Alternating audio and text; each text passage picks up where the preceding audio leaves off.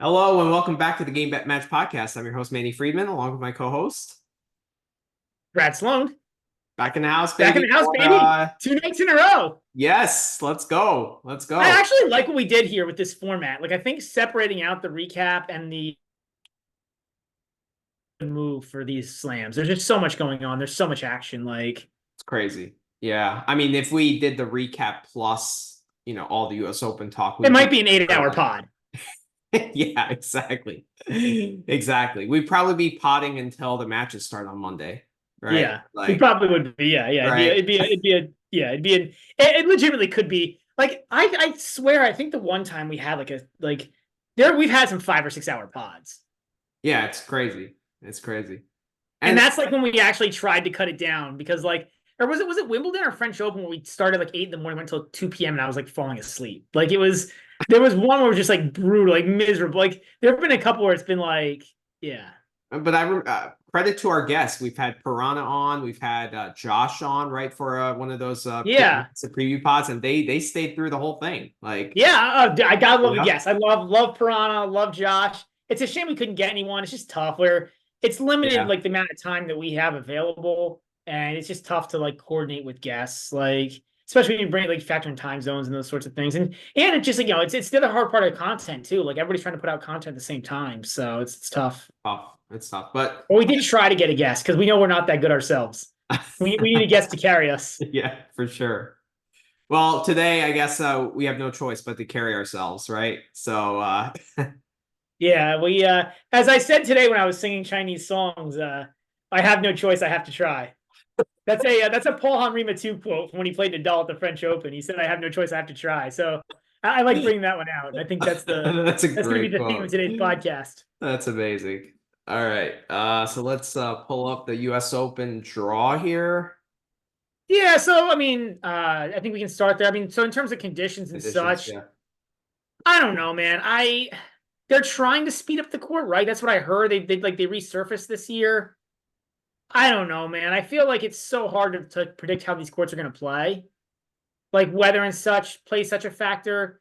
For me, I usually just judge it as like a medium-ish hard court when I'm judging it. That's Yeah. usually where I start from, and then yeah, I try to and I actually really don't know when you're handicapping how much you can differentiate between like medium and medium fast hard. Like I feel like it's easy to get like way too into like the minute details of that. Like Indian Wells is certainly different than you know Australia or an Asian hard court. But like with the exception of the extremes, like the Cabos, the Acapulcos, Mhm. the Indian Wells, I think as a handicapper, you probably do yourself more of a disservice than a service by getting too worried about the exact speed of the court. Yeah. Yeah. I mean, this usually plays medium, and I think that that's where it's going to land. And I actually think also the center court plays a little slower here, Ash and Armstrong. Yeah. Which I mean that's true in a lot of the tournaments, right? It's just like the Not because you have the Cincinnati. stadium. Well, but because you have the roof, right, and because you have the because and more than honestly than the roof, because you have like the stands and the way our Ash is built up is like it's not a true bowl, but it's kind of like that bowl format. Ash really actually basically is a bowl. It basically is like a regular American stadium. Like, some of the sun is blocked out. Right. So it Yeah. doesn't get as much sun as the outer courts do. hmm I think it's supposed to be relatively cool this week, right? You lived in Jersey for a while. I would say, I mean, like people would argue no, but I would say so. Like, I think it's in like the low 80s. I would consider that cool for this time of year in New York. Yeah. There's a couple of hot days. I think Wednesday is supposed to touch 90. Yeah. I mean, it's really, not the temperature, it's more the humidity which matters. Yeah, but I Um, don't think the humidity, I mean, 50% is not terrible. yeah, not terrible. A little bit of wind. So it's something to keep in mind with, certain guys. I feel like wind matters for some guys, your Fokinas, your Zverevs, etc. hmm I'm just trying to check the humidity. I looked at it, at least from what I see, it's in the roughly 50% range, 50, between 50 and 60. That's pretty mild for New York. Usually it's in like Yeah. 60, 65, 70%, and it's brutal. Like if you're hitting 90 with high humidity, like that heat feels That's like, pretty brutal. Yeah. 100. Yeah. So especially if you're playing 5 sets. So I think it's a pretty mild week, considering we live in the area, like that's not bad. I think these players Yeah. are fine. Um, yeah. So let's get into the draw, I guess, without further ado. Yeah, Uh, I think so. We probably should, yeah. yeah. We usually really like to talk. There's a lot to talk about.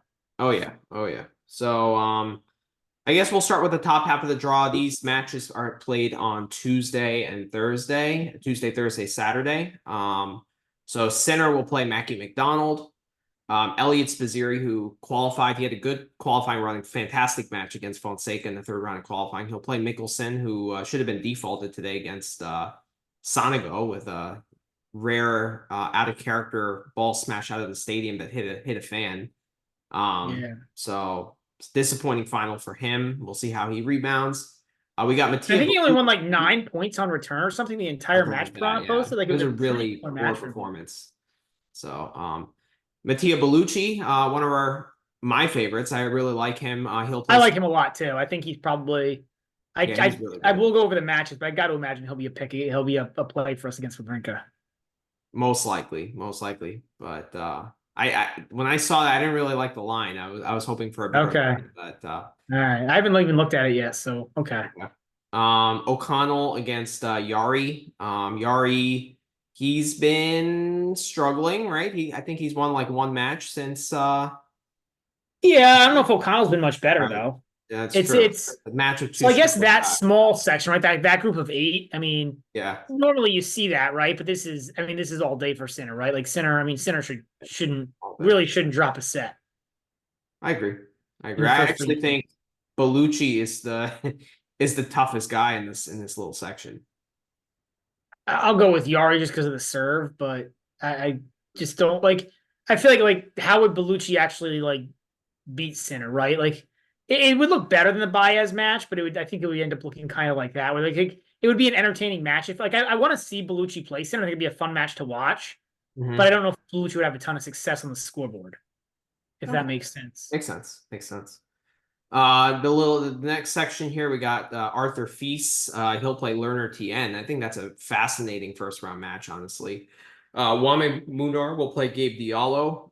Um, yeah, it's we talked about Munar kind of being underrated on hard yesterday. Diallo's actually had a pretty decent summer, so that could be an interesting match. Max Purcell will play Vukic. You got Sonego, who just won a title. He'll play Tommy Paul. That's actually a really good first round match too.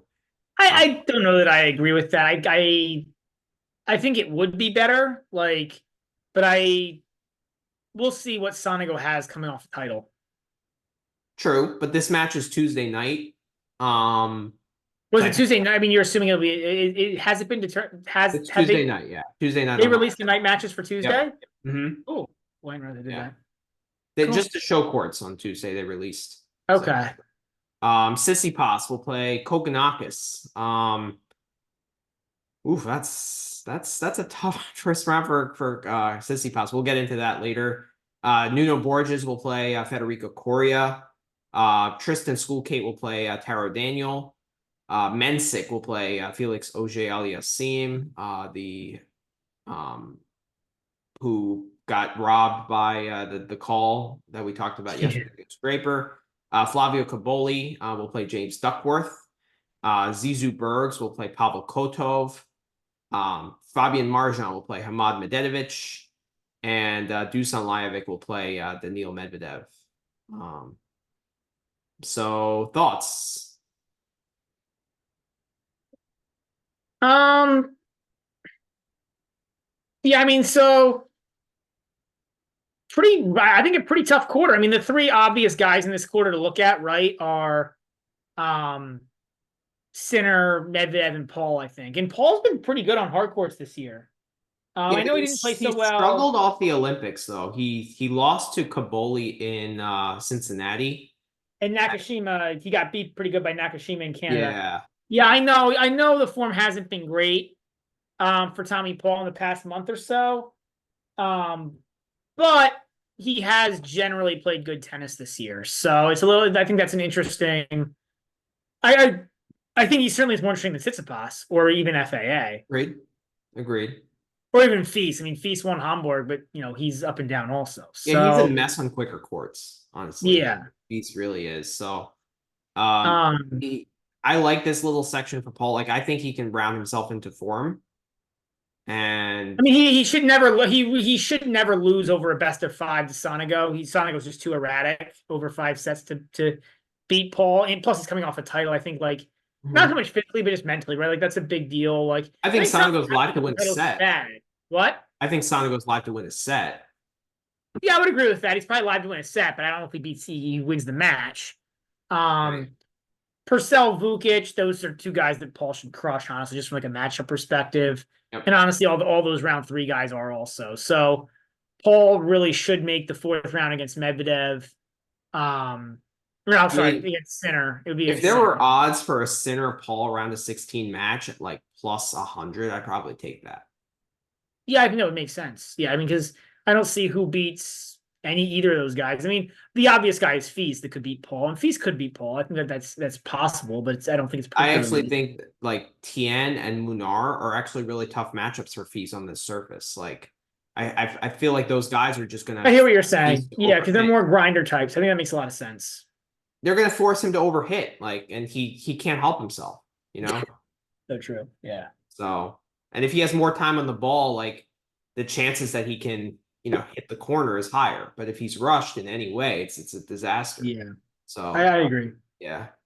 This bottom little section here, I think Kokonakis is live against Tsitsipas, honestly. We'll get into that. They played a tough five-setter against in Australia in the past. Yeah. I think that that's a danger match. I kind of like FAA in this little section here, honestly. Yeah, I mean, I do too. Just, but it's more by default. Like, I mean, the other guy, comically enough to look at here would be Nuno. Like, he always competes. He really should beat Corey in round one, but I But just feel like he'll really struggle I against actually Tsitsipas think or if he Kokonakis. plays Kokonakis in round two, I think he can win. Like Borges should be a decent favorite, but I think He Tsitsipas gets crushed actually by Tsitsipas. I agree. I that's a agree. tough matchup for Nuno. Um, I agree. so and I actually think this is kind of dangerous for Medvedev. Like he should get through Lajovic, obviously, but I don't know. Hamad or Marjan, they're both very volatile, but like who do you think Medvedev would rather see? I just don't know if the form is there for either of those guys. Like both Oh, those guys were playing a lot better 3 months ago. Or 3, 4 months ago. So I actually think this is a pretty good section, and I also think like Medvedev's style matches up pretty well with either of those guys. Over five, like Hamad's not like over five. Like if you remember the Rusev, and we like to talk about like individual examples, which is kind of silly, mhm. but if you look at the Rusevori match, right? Like Rusevori when he played Medvedev in Australia, played really well for 3 sets or maybe four. Was it 4 sets? He got to like a 4 set tiebreak up 2 sets to 1. Right. But like I just think like either and Marzan and Medvedev are probably worse versions of Rusevori, especially right Agreed. now. Agreed. And I think like I just think it's hard to see like either of those guys hitting enough winners over 3 sets to beat Medvedev's defense. I would agree with that. I would agree with that. What about Kaboli? Like I think that could be a dangerous match. Same thing, to be honest. Like Kaboli's better, right? Like Kaboli's better. I think it's possible, but I mean, honestly, Bergs or Kotov could beat Kaboli. Like Kaboli's a little bit, he's a Yeah, little you're right. erratic. You're right.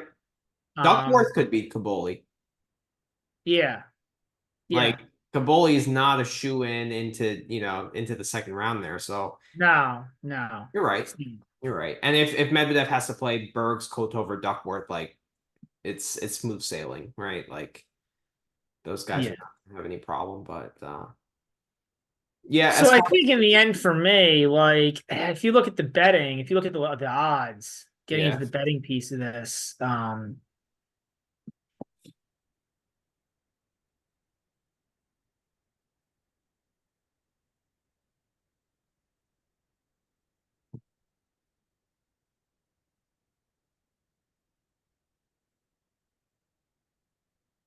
right, let's see So here. we've got yeah, if you go to they have Q1 there. Yeah, Q1. So do So you have center anything here? minus 165. I think that's a I don't love that.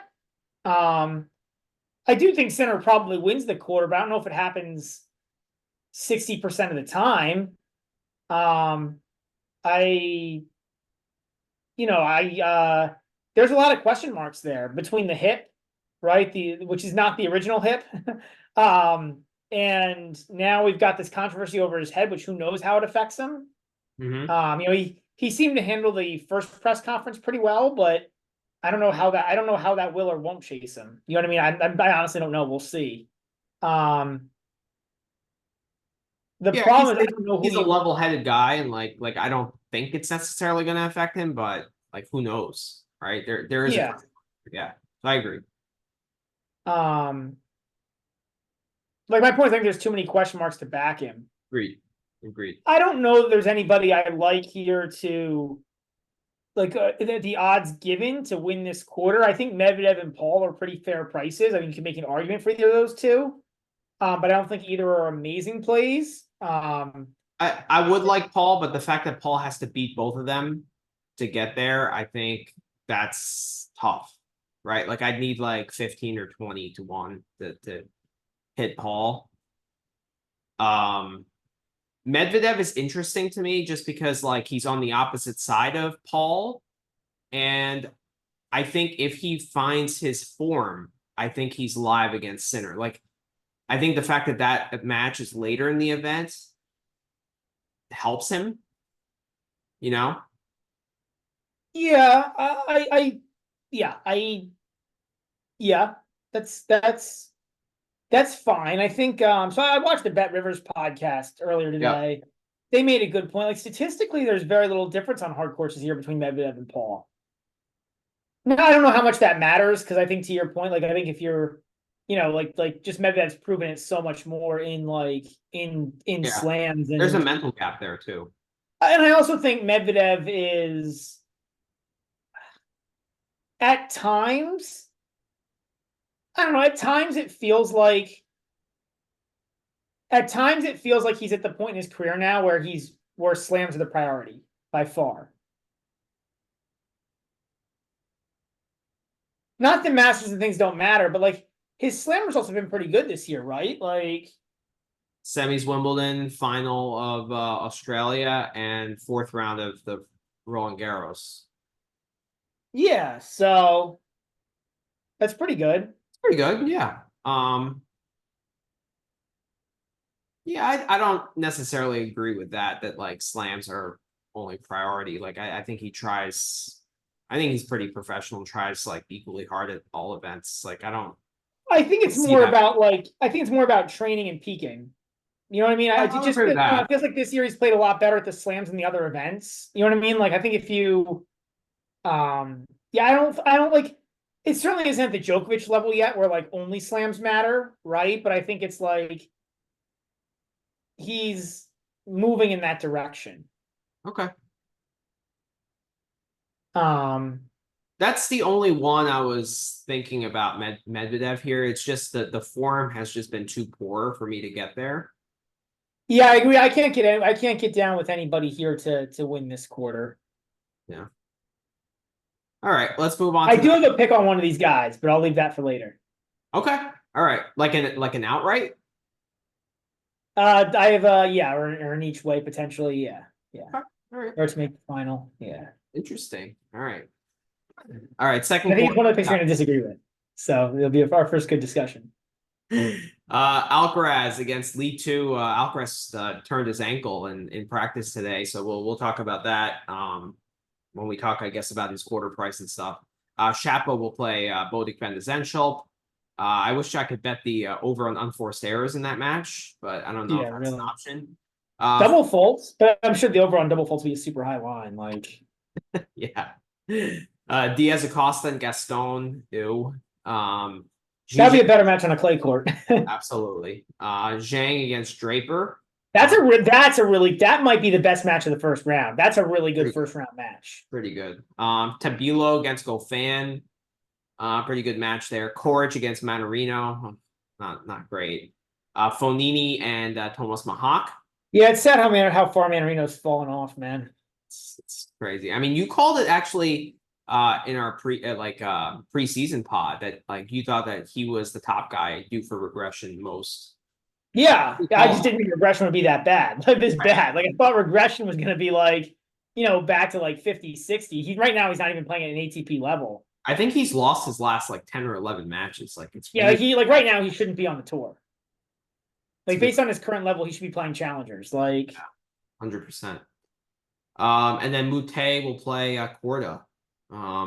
So what catches your eye here in this top top eighth? section of this quarter. I mean, you know, you'll probably disagree with it, Okay. but I mean, I think that Draper Zhang match is an amazing first round match, by the way.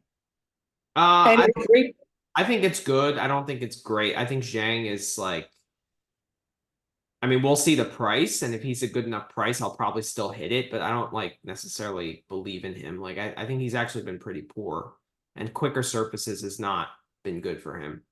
I feel like he's actually closer to an all quarter personally. Like, because I feel like on a quicker surface, I don't think he's like too slow or like not like I don't think like I think he's just like I think he's just erratic on all surfaces. Like on quicker courts, he can finish points faster, which he needs to do too, right? So like I'm a little higher on Zhang. I know he hasn't been great the past like couple weeks, but like I don't know. Anyways, but I think if you're gonna disagree, but I think if Draper can get through that match, like the question here is Alcaraz's ankle, right? Like that is the question here. Mm-hmm. Um, but I think he's the only one here, I think, with a shot, to be honest. Like just weapons wise, right? In this top section, like I guess maybe it's certainly in that top 8, right? Like Draper is the other interesting guy besides Alcaraz. Um, I guess Tabilo and Quarter are kind of interesting as well. But Yeah, yeah. I would agree with you that I think Draper has the best chance of beating Alcaraz, and I think Alcaraz will be more vulnerable early here than late. Yeah. So I actually think if Shapo makes the second round, like that could actually be a challenge for Alcaraz. Like I think Alcaraz is live to, he could definitely lose a set. I'll definitely probably play overs there. And I think that that's a danger match To too. lose So a set, sure. I don't know if I see him losing a match. Like I don't know, I man. gotta see the price. I gotta see the price. But like Yeah, of I course. think But he would rather play like a Tabilo, Mahak, or Corda than a Chapo. maybe I don't know, man. But when's the last time that Chapo's beaten somebody? I'm not saying that the chances are high. I'm just saying like that's the type of opponent that like if he catches fire, and there is that Sure, just pure chance. variance, right? Just because of pure Sure, very variance, right. Chapo could catch more fire than the other guys. Sure, sure. Okay, that's a fair point. It's kind of like when we play a futures, like we're not gonna play like a Schwartzman, to win a tournament, like well, that's not a good example, but like a guy without firepower, right? Like if Right, we pick a long right, shot, we're gonna pick like a Poppy or something like that who has the weapons to hit through guys. right. I hear your point. I hear your point. I think that's a good point. Um, yeah. But I don't hate Draper's chances in this section. I actually like it. I kind of I see where you're going with it, and I think the fact that the match is in the third round, which is relatively early in this event, I think that's a bad thing for Alcaraz, and that's a good thing for Draper. Yeah, You yeah. know, like if those guys were slated to play in the fourth round or quarterfinal, I'd be like, no. You know, Right. I also think I'm not sure how much this is worth, but the mental piece as well, right? Like we talk about that a lot on this podcast, but I think like early on in tournament is probably better mentally. Well, Draper stated how mentally tired he was after a 250. Right, So right. after 4 matches in the slam, he's obviously going to be mentally tired. Yeah, You know, yeah, I don't know why Draper would say such a thing. Like that's just dumb. But yeah, I agree. yeah. And also I think that, even if the match with Zhang goes four or five sets, like that's not going to be a physical brand of tennis, right? It's going to be first strike tennis, and I feel like they're not going to play for 4.5 I have hours. a different opinion on that. I think my opinion on that is more that like look at his second round opponents. Exactly. Well, that's where I was going. Like that's not going to be a physical match either, right? So I think he's gonna, if he gets to the third round, he's gonna come in pretty fresh. Yeah, like he's getting really lucky to draw. I mean, Acosta's just not a hard court player, No. and Gaston is the same thing. Like, What do you think the price will be? Like, what would you hit Draper at a money line price against Alcaraz? um, probably like 7-1, 8-1, something like that. Like is probably where I'd start really looking at it. Like, yeah. Okay. All right. So Like and then honestly, if I had to bet, like I feel like a better bet in that match would be like a 3-1 Alcaraz or a 3-2 Alcaraz. yeah, Because I think Draper's live to have moments in that kind of matchup, but I still even think it'd be hard for him to actually win the match. I'd agree. Yeah. But I think what we're saying is that he's got a better chance than anyone else. Like it's not, you know what I mean? Like Right. we're talking about, I mean, it's why these tournaments just these slams. It's one of the unfortunate parts of these slams. Like it just tends to be like, like it's the top. It's the top. It's the same guys who are in the semis and finals of all these slams. Right. Right. Yeah, but the ankle is interesting variable, Yeah, the ankle for How sure, for swollen is it going sure. to come back, come out tomorrow? Like Exactly, exactly. today he canceled practice. It's all precaution, but like, when you sleep on it and stuff, like that's when Yeah, you got, yeah, we'll see. You know what I mean? We'll see. yeah.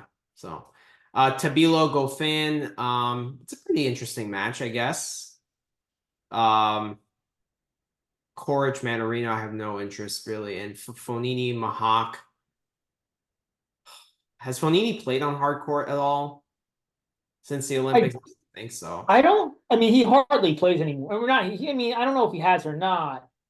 I also don't know with him. I mean, I don't know with him how much it matters, and also like his to talk about that in the first round. I guess that's a relevant piece. I Mhm. feel like it's I feel like it's not as like relevant for talking about futures, right? Because he's not winning this quarter. Right. Right. Yeah.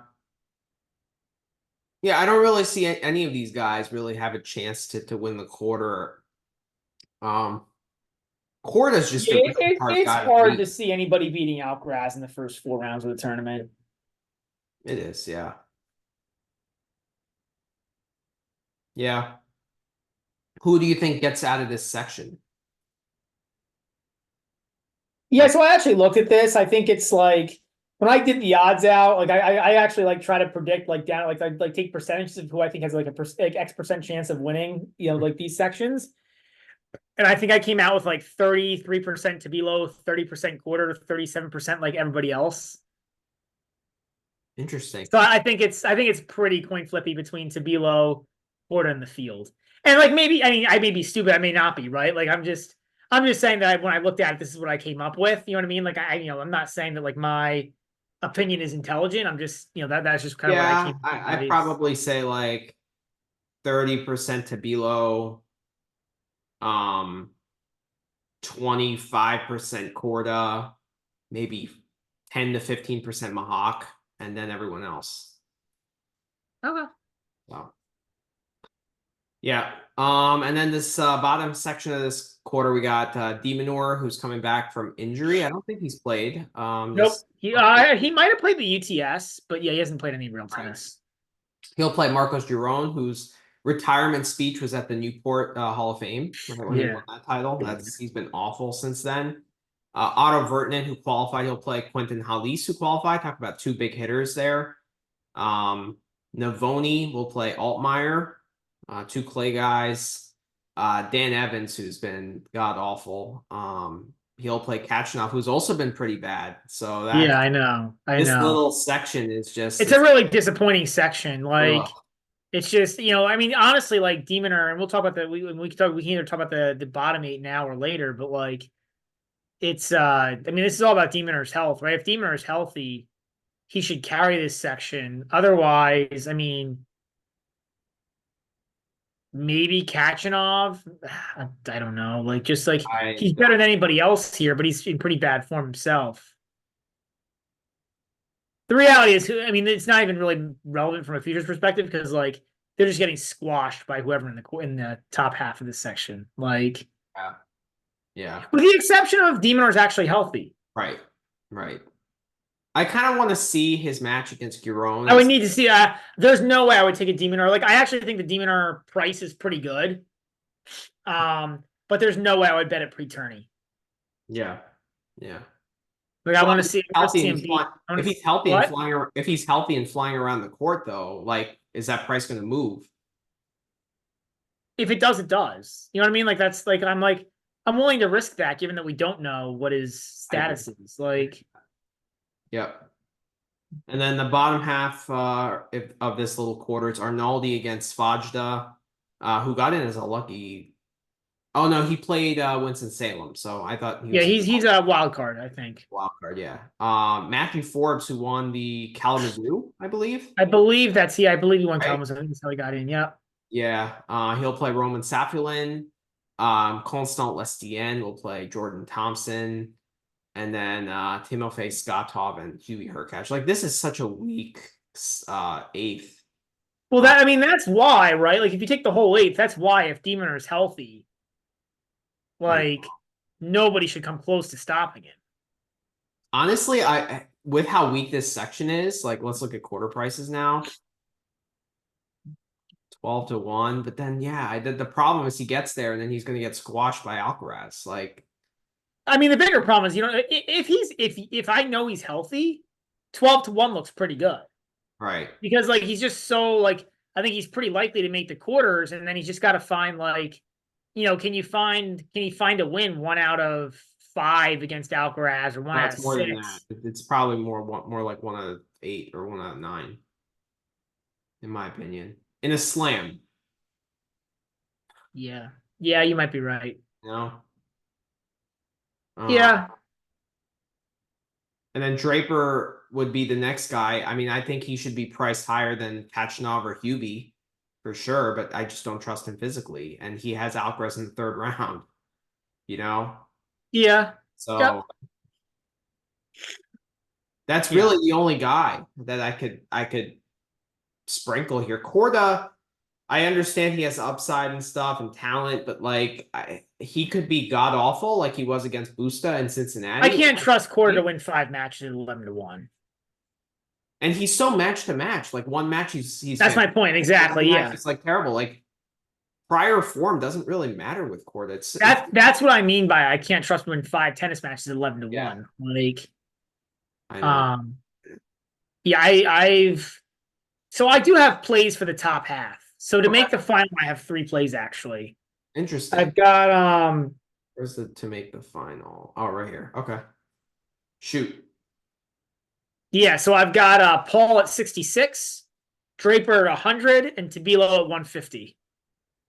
They're all pure price plays. Like I don't actually think any of them are going to come through, but I just think those 3 guys are I think they're like I just think they're like I think those are good prices. Um, And I felt like I wanted to attack the potential physical concerns of Alcaraz and Sinner, but because I wanted to attack like the potential concern, I wanted to attack it at a high price. fair. Yeah. I mean, there's obviously big problems with all of them, right? Like Paul mentally, I don't trust. Draper physically, I don't trust. And I don't really trust Tabilo mentally either. But like Tabilo actually has been, I mean, besides Wimbledon, I guess he was okay, but like overall, he hasn't been great in slams. but well, see, I'm actually not that not that over that because like if I remember right, so he definitely did not play Winston-Salem, Mm-hmm. and he won Mallorca the week before Wimbledon. He won the tournament. He won Brisbane or Auckland. I can't remember which the week before the Australian Open. And he did he play Lyon? I guess he didn't play. I guess yeah. I guess the French he just lost. But like my point is, I think Well, it was off the there's Rome semifinal. true. So like the fact that he hasn't like played himself to death like in this hard court swing, I think like like I think that's an explanation for why you get behind Tabilo again. Like, do I think he's gonna make the final? No, but like, Yeah, I can't. I'm not gonna like even put my money on because yes, they might be sound like good prices, but Paul, for example, like he has to play Medvedev or Sinner, Medvedev, and Alcaraz to theoretically get there, right? And like I understand one guy if might all have a those guys physical. win, if they're all healthy, like, eh, yeah, if all those guys win and if they all stay healthy, you know what I mean? Like that's the But wouldn't you do better if you just did the rollover? no. I mean that's the problem, right? Is if one of those guys doesn't make it to the match or has to retire, then no. Okay. Yeah, I don't know. I don't trust Paul. Also, the Paul form leading in has not been good. So, and we saw him like throw a dud in against Shelton last year. Remember? Well, I think it was more mental. He was up a break early on, and he had a chance for the double break. And then he got like again, like mentally, he's a little fragile. That's the like. I'm not saying I love the player in this situation, but it's a price thing. Like I don't know. Okay. All right. I can't get there. Like, I probably need 200 to 1 on all three of those guys to play it. Maybe Paul 100 and then the other two like 200. It's a play also on like what I'm really hoping here is that one of those top two guys is hurt. Medvedev, I'm not as concerned about because I think like Medvedev is like the most beatable of those three, like Mm-hmm. from a pure tennis perspective. Um, I mean, Paul almost beat Medvedev in Indian Wells, was it? Yeah. Yeah. Indian Wells. Right. So, like, the point being, like, do I think Paul's better than Medvedev? No, but I think I that's the best of five favors Medvedev. sure, sure. Um, yeah. I mean, I think it's, but I if one of those guys, if one of those guys is really like, if one of those guys goes out early for whatever reason, these Mm-hmm. prices, and it's a common sense statement, but like these prices all look amazing in my opinion if one of those guys goes out early. I see the logic. And one thing I do agree with you is that I think all three of those guys deserve to be priced higher Yeah. than a lot of those guys play that have worse prices than those guys. Yes, 100%, Like a hundred Rude percent. should be lower than all three of those guys. Tsitsipas, in my opinion, actually should be lower. Yeah, her cat should be lower. Urquhart I should be would say. lower. Musetti should be lower. I Yeah, think, especially than like Paul. Like he shouldn't be on level playing field on a hard court against Paul. yeah, Um, so like I think Tabilo should be above Feast, for example. And I think Draper should be more in like the where Fritz or Rude is. Like if Draper was sixth favorite to win Wimbledon, how is he 100 to 1 to make the final? So like that's where I agree with you. I'm just not yeah. going to play it just because of the physical concerns. Like And I think you have a valid point. We've had this before. Like zero is zero, right? Like, like it's you're asking for a lot to happen to get these guys through. But yeah, I think they're yeah, I get it. I understand. I think both sides are understandable here. I just think like the price on these guys are pretty good. Okay. All right. I got no futures plays on the top half. I Um, understand that. I mean, like, I think it's tough. I think it's yeah, I honestly it's a tough tournament because like there's the favorites are so clear here.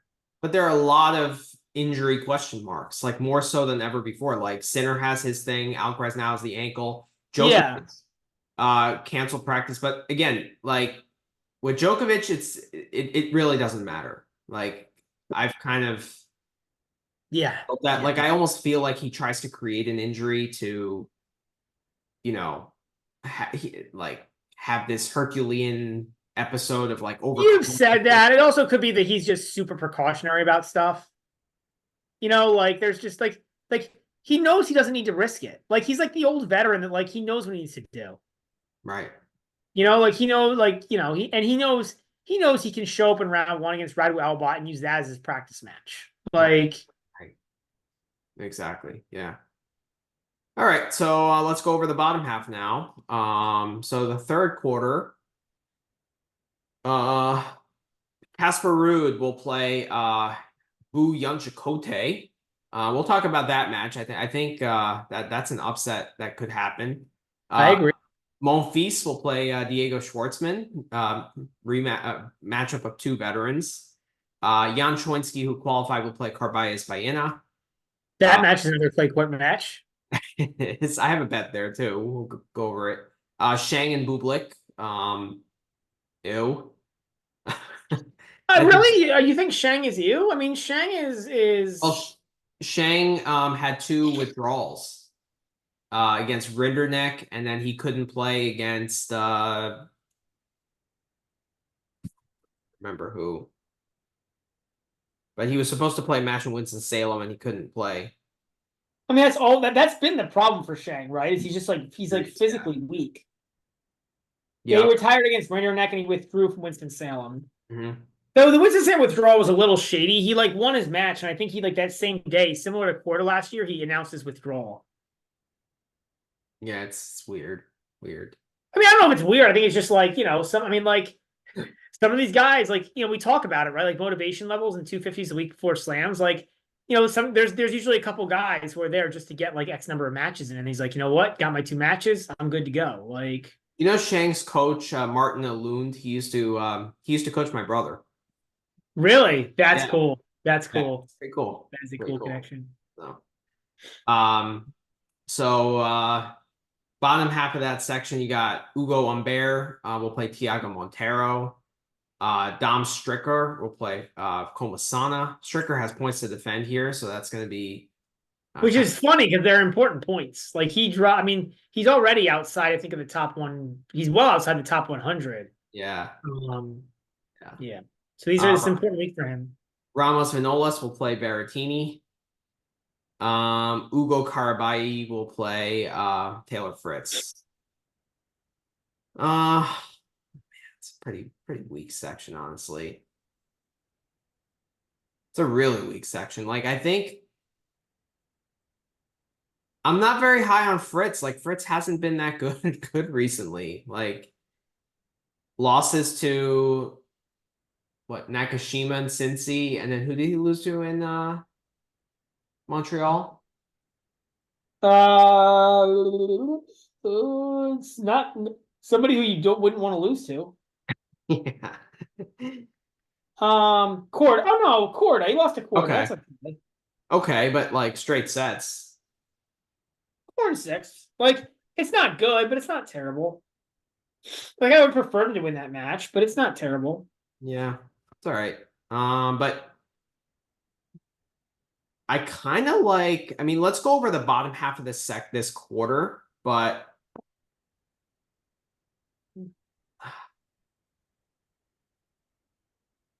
And I do have a play here, but like Okay. I'm looking at Berrettini here. I think that's an interesting look. I got to look at his price, but let's go over this bottom section. Holger Rune will play Brandon Nakashima.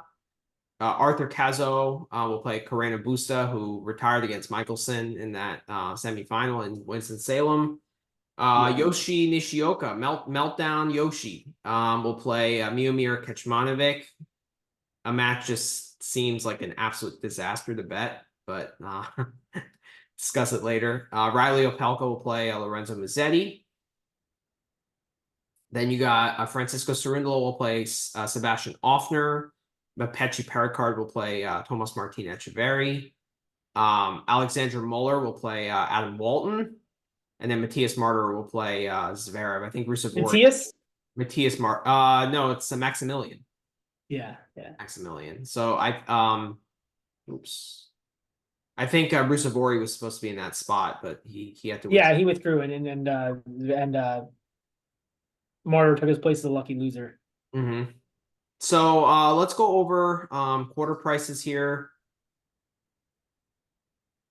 So I have a play here, and that is Zverev at plus 120. And I'm all over it. I have 2 units on it. I just think it's a weak quarter. And like Zverev has shown that just, physically he's a monster. He's played a lot of tennis, but he's been making like quarters and semis of every event he enters. Bigger serve than anyone in this section. Like he has. I mean, Berrettini's serve would be on par.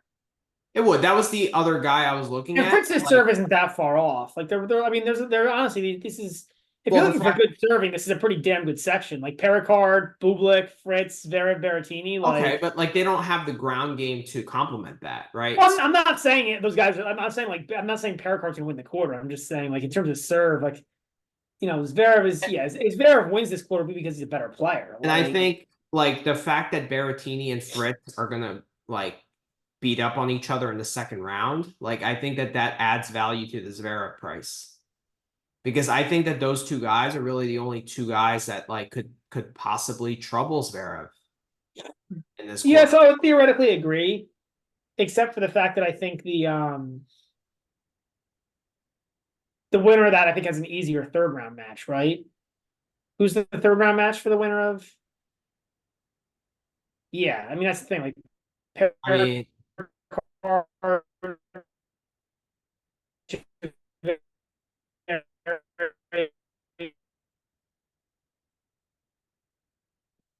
section. Where's the looking for the Fritz? oh, okay. You got cut out there. What were you saying about? I was looking for the Fritz Berrettini section. Okay, but you were saying something about the Zverev, the Pericard. Oh no, I was looking at the wrong. So I was misreading the draw. If you can go to the. Yes, that's what I'm looking at. So the only thing I would say against you, Manny, is that like that third round match looks to be pretty breezy for the winner of Fritz Berrettini. But it looks breezy for Zverev too.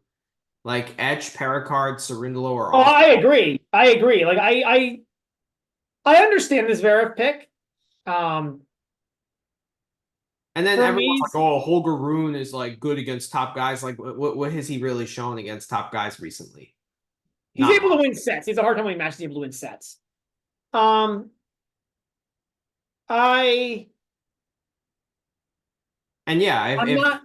Fritz or Berrettini get like the winner of that match should be in the quarters, no doubt. Yeah, so I understand your pick of Zverev. I think it's close. I'm not on it. But I understand it. I think that Fritz or Berrettini could beat Zverev. I don't think they should be favorites, but I think they could. And the fact that you're asking him to win 5 matches, including one that very well could be tough, for only plus 120, I'm not a huge fan. But But I don't think it's like I understand it. What?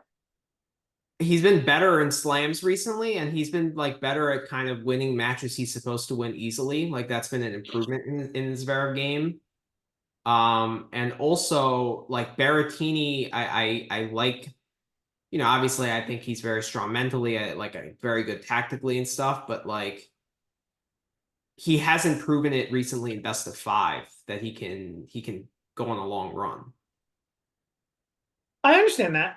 I You know? understand all that. And then let's be honest, Fritz only beat Zverev at Wimbledon because Zverev like had the knee problem. 100%. That said, Fritz has 4-5 in his career versus Zverev.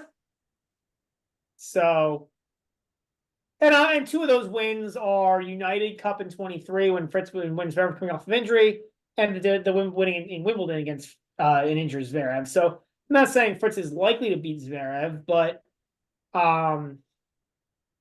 and he's also played him at Indian Wells multiple times, and I think he got him once there. But yeah, like these courts are slightly quicker. I think Zverev is also serving better than he was at that point. 100%. I'm not backing you on it, but I understand it. Okay, I'm all over it. I might actually put another 2 units on it. Like I just can't see Zverev losing before the semis. Like I think this is a very, very weak section. Yeah, so I have a play here as well. Okay. I have Fritz at 3-1 to make the quarters. Okay. Because I mean, the way I see it is that the only guy who's got to beat is Berrettini. Like he should destroy everybody else. So like so Fritz to lose in the quarters? No, Fritz to make the quarters. Bovada had this price up of player to make the quarterfinals. Maybe Really? they took it down, but they had it up. It might be you might have skipped over it.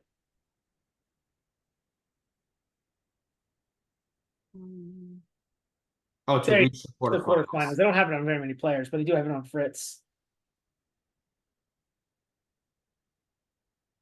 I kind of like that, but it's that Berrettini match, which is like is like I think Fritz can lose that. Like I think that's maybe 55-45 in favor of Fritz. And I think you might be right, but go back to the draw. So what chance does Ugo Carbelli have beating Fritz? Negative 1,000. Exactly, agreed. Yep. Okay. What chance does Humbert, Montero, Stricker, or Comasana have of beating Fritz? 25%, 20%, probably, yeah, maybe even less. I mean, I would put it like 15. Like Humbert might be 20 to Humbert. 25% if he's playing well, but like who knows if he's gonna be able to, be playing well by that point. And then that mess of that top eight, like, what are any of those guys' chances against? Like, I mean, keep in mind Bublik's been injured, right? And Bublik, like, I don't know, he pulled out of Cincinnati injured and didn't care against Shelton. He was like laughing after he lost the match. Like, I actually think Monfils has the best chance to do anything against Fritz out of any of those guys. It's like it's comical. right? So like that's my point. Is like I agree with you. I actually think the Fritz Berrettini match is a damn good match. Yeah, I hope But it's like a night match on center court. I would imagine it would have to be. It's got to be the best second round match by far. Like that's a legitimate like third round quality match. Yeah, for sure. Maybe even fourth round. Like and Fritz is good. Like this is Fritz's specialty is beating up guys he should. Yeah, I agree. So I think the 3-1 price is pretty good, given that I agree with you. I think Fritz is maybe a slight favorite against Berrettini, but if he wins that, I don't see like I think a coin flip for him to win. I know it's 3 matches, but like Ugo Carbelli's not beating that is like legitimately like it's 2% because Fritz would get hurt. That would be the chance of like Ugo Carbelli winning that. And then yeah. Let's see So, what do they have a head to head? I didn't even think about that. It's 3-0 Fritz. 6-6 at United Cup, 4-3 in Indian Wells, and then Davis Cup finals. All on hard court. Berrettini, what has he done on hard? Because I he think made he the played that challenger match final. against Bruin, right? Like that was the only match he played. Yeah, yeah. They didn't play Cincinnati.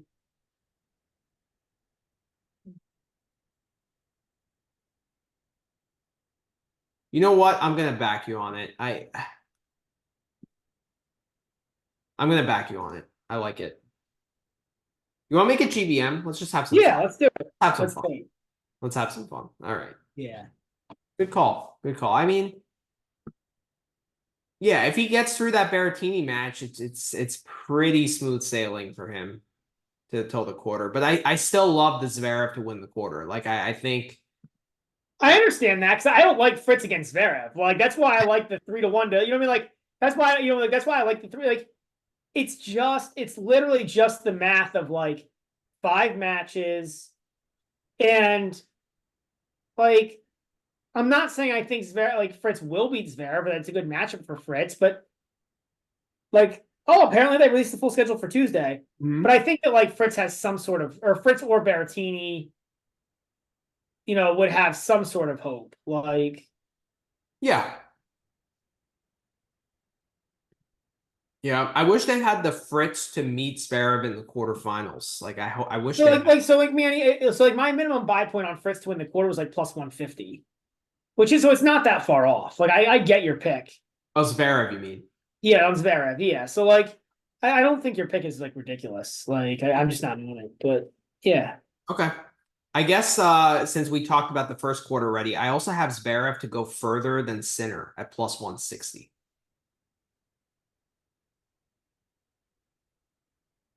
Just because of like how easy the quarter is. Like I think Zverev, I would have bought Zverev to win the quarter at probably minus 110. That was my minimum buy point there.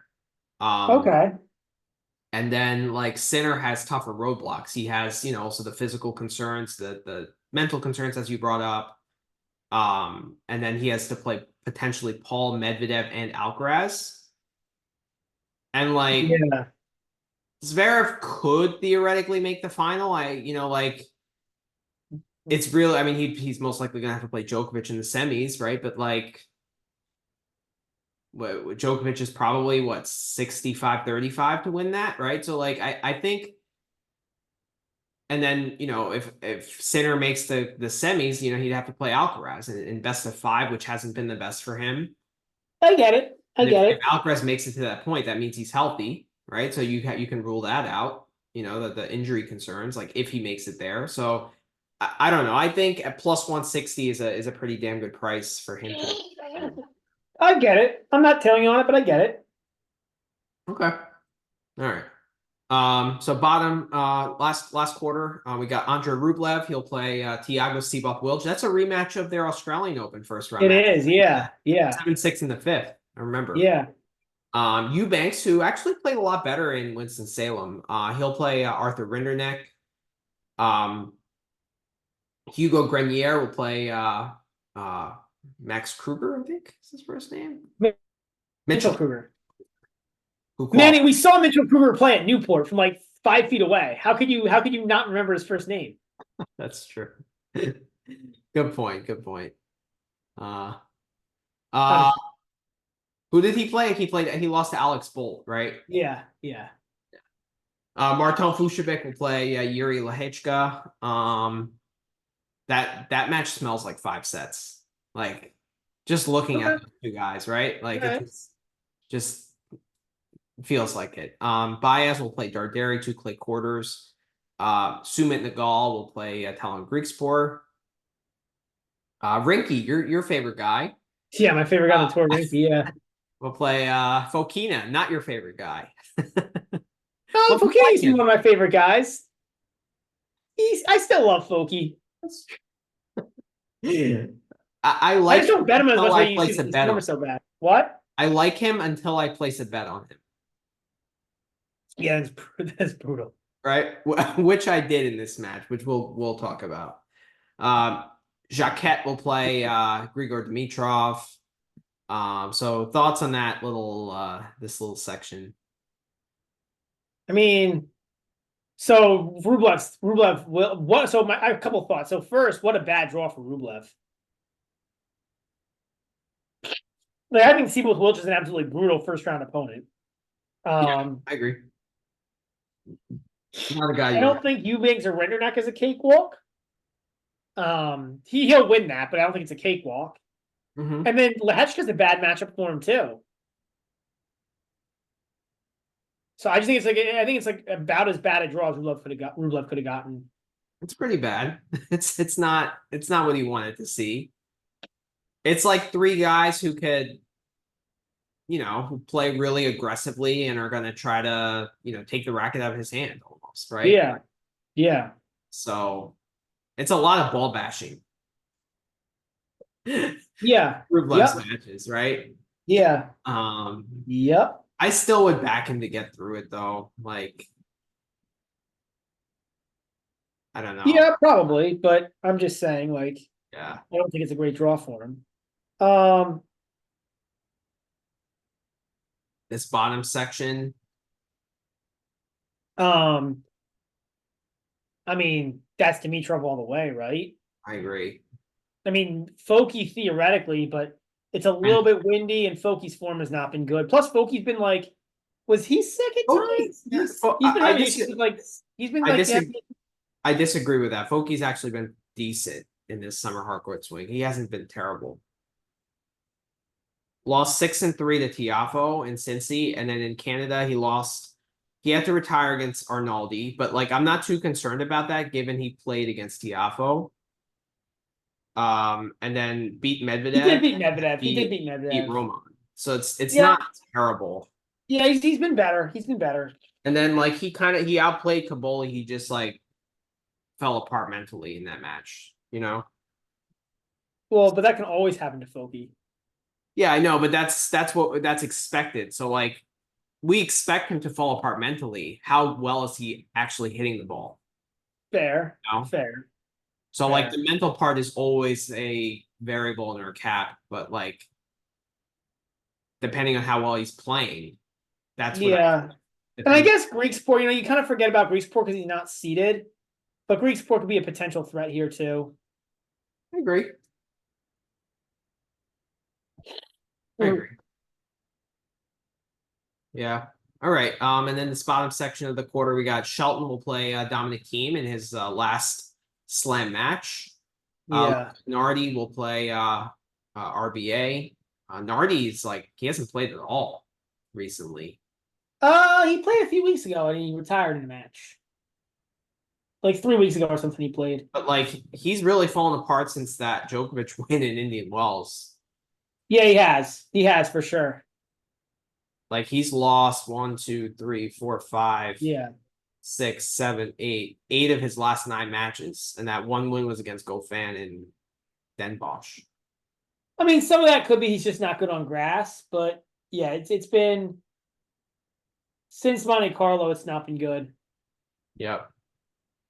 Shevchenko will play Dominic Kopfer.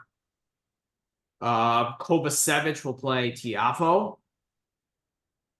That's a night match in Armstrong tomorrow night or Monday night.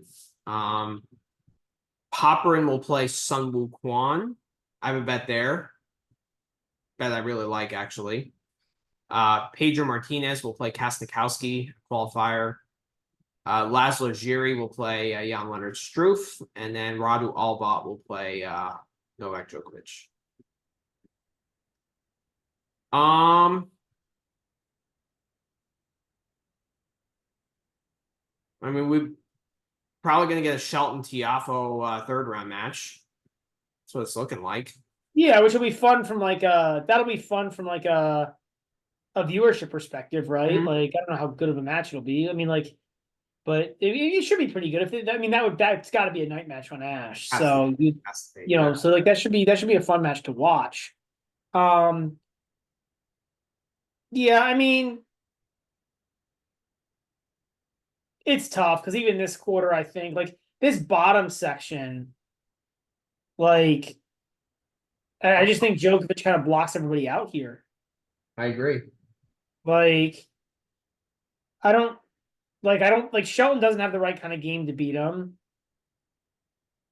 Uh maybe I mean Struve could be dangerous, but He was so bad against Tsitsipas in Cincinnati. Like yeah, I know. he's I going saw through one of those that. It was erratic not good. spells. Like no, I mean, that's the problem with Struve, though, right? He's like, he's like he's another erratic guy, like, but he's got more of a chance than a lot of guys in this field. and then Jerry's Um, level is just so much worse than it was last year when he played Novak. yeah, I know. Jerry has no chance. Sheldon's not the right guy matchup wise. Uh, Poppy is he's live for a set against Novak, but like he's not going to win the match, though. I agree with live to win a set. CFO, same thing, live to win a set, maybe two, but I have a hard time seeing him getting through. Like, yeah, I have a hard time seeing anybody like break through here. yeah, and like any injury news with Novak, like don't pay attention to it. Like as a capper, I agree. I agree. I mean, if you wanted to fade Novak, you would say that the form has been so poor, and that's why you would do it. I don't think the injury would be the reason to do it. He still made quarters of the French. He still made semis of the Australian Open. Like it's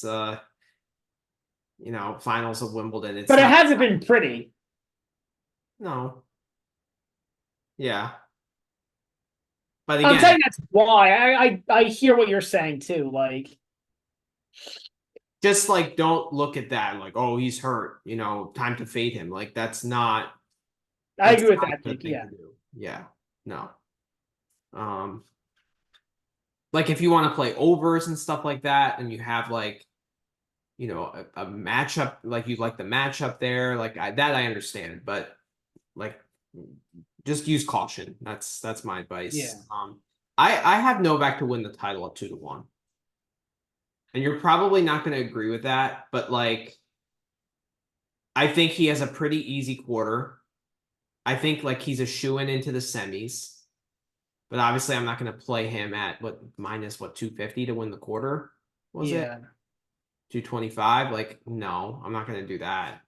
Zverev, like, yes, I have him to win the quarter, and I do think he has a shot, but mentally, he's just can't trust him deep in a slam, you know? So my issue with that pick is that if you want to back Novak, and I realize why you don't like doing it because you just don't like taking these kinds of prices, but I think Novak to make the final is like minus 120. And I think that's a better play than Novak at 2-1 to win the tournament. Hmm.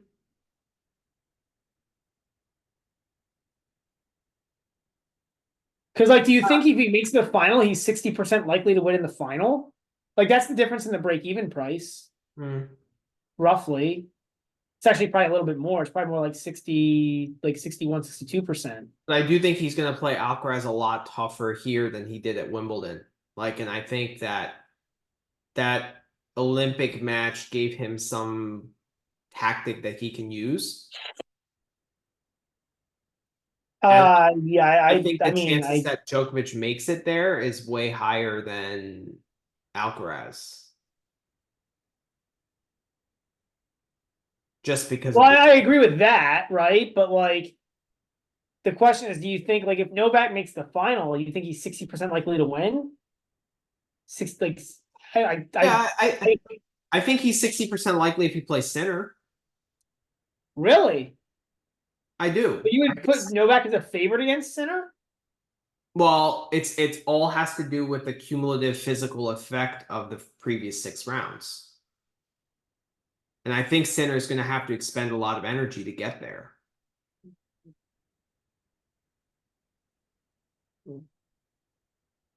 I think Alcaraz is a different story. Like if Alcaraz gets there, I think it's like 60-40 Alcaraz, maybe a little less. Granted, it's a hard court, which I think is actually Alcaraz's worst surface at this point. I mean, I can't agree with that. Like, I just given like with the exception, with the exception of the Olympics, he's gotten blitzed by Alcaraz and Sinner this year. I think there's also, I mean, I'd way rather take the minus 120 to reach the final if I was going to back Djokovic. I'm probably I gonna do both, honestly. okay. Um, I I have a hard time. I'm not going to say I'm fading Djokovic here, but I Mm-hmm. the form has not been good, right? Outside the only tournament he really played well all year was the Olympics. Um, I know you said he won all those matches still. I agree. He's got a mental hex over Literally everyone over besides Alcaraz and Sinner. what? Literally everyone except Alcaraz and Sinner. Like, and I would still say he has a slight mental edge over them. It's just they have better games, right? That can counteract that. Right, right. Um, And maybe with Alcaraz, it's pretty even, but like, mental gap is probably like 55-45 there, right? Like Alcaraz is a beast mentally. yeah, So yeah. I yeah, I hear you. So my pick in this area in this quarter is I've got Dimitrov to make the final at 80-1. It's another price play. I don't actually think he'll do it, but it's another price play. Okay. I mean, I understand just because I think he should be higher priced than like a Sissipas. Like, how is Sissipas 25-1 to make the final and Dimitrov 80-1? Like, that makes no Or sense. even Rune at 20, right? Or like, Yeah, like exactly. Yeah. but I mean, look, there's a lot of issues with Dimitrov, right? Like best of five's not good for him, but also like his draw is pretty good. I mean, like I said in the like I said when we went through his draw, like he's got a good draw, man. Hmm. Like he really should make the quarters.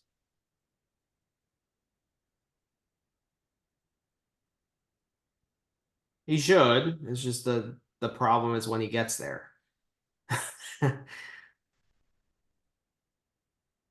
Well, maybe he shouldn't make the quarter. I guess Rublev is down uh, there, but like, but Dimitrov, there's a injury question mark as well. is there? He did play Cincinnati, didn't he? He did, but He played Cincinnati and Canada. He didn't play particularly like well, but Marjan beat him in Cincinnati. Like that's not yeah, good. it's not ideal. That's not good. So yeah, all right. So that does it for our. Do you have any other future plays? No, no. I mean, I do actually. I have what else do I have? Well, not a whole lot else, but I have one or two others. I'm looking them up. Hmm.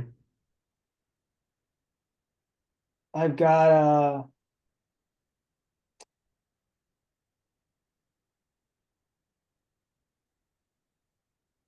I've got Shelton to lose in the third round at plus 250.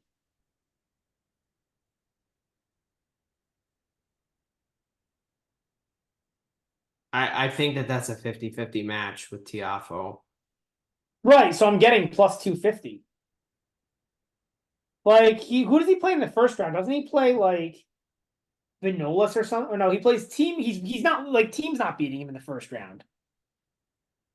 No, Nordy or RBA, no, he's not beating him either. right? So like basically it's like, and I don't really see Kovacevic, Shevchenko, or Kope beating TFO. So it's basically like in my mind, it's basically like, like Like you're getting TFO at plus 250 against Shelton. That seems pretty good. Tiafo to lose in the third round is plus 240. So you're getting 10 cents So more. like, that's not terrible either, but I think TFO beats Shelton. I think it's close, but I think TFO beats Shelton. I think it's close. Honestly, I think either's a good look, to be honest. You could take both. I mean, you could take both. It's kind of like an arbitrage. I Right? mean, you're basically getting the problem is you're betting 2 units to win like 1.4. Assuming you put a unit on each, you're betting 2 units to win 1.4, 1.5. So you're betting what is a unit to win 0.7? Like it's basically minus 135 or minus 140 that they'll end up playing in the third round. That still seems pretty good. It does. Like that's the way I'm gonna attack it, actually, if I play this bet. Because like I really have no clue who's gonna win that match. Like, um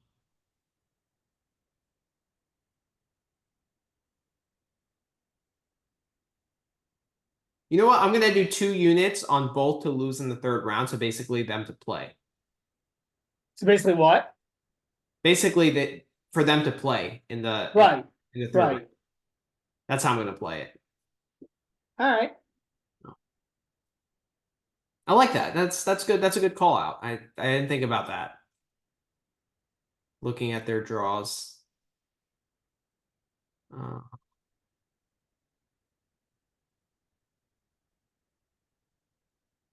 yeah, I didn't really like too much of these. I didn't either. I mean, I like this one. Zverev to make it further than the center. Yeah. Big three versus the field. That's actually a pretty good price. It's scary, but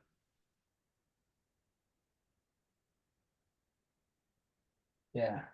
The problem is who in the field actually wins the event. how about Rune to lose in the fourth round at plus 375? I was looking at that. Like, what are the chances that he he makes it to the fourth round and plays Zverev. I mean, the problem is he plays Nakashima in 1-on-1. He actually could lose that. Yeah, that's true. Kazo beat him at the Australian. He's not playing nearly as well, but Kazo beat him at the Australian. That or boosts his second. Like, I'm not convinced that he makes it through 3 rounds room. Which adds more value to my Zverev quarter. Yeah, yeah. So yeah, maybe plus 375, not quite good enough. Yeah. Yeah, that's about it for me.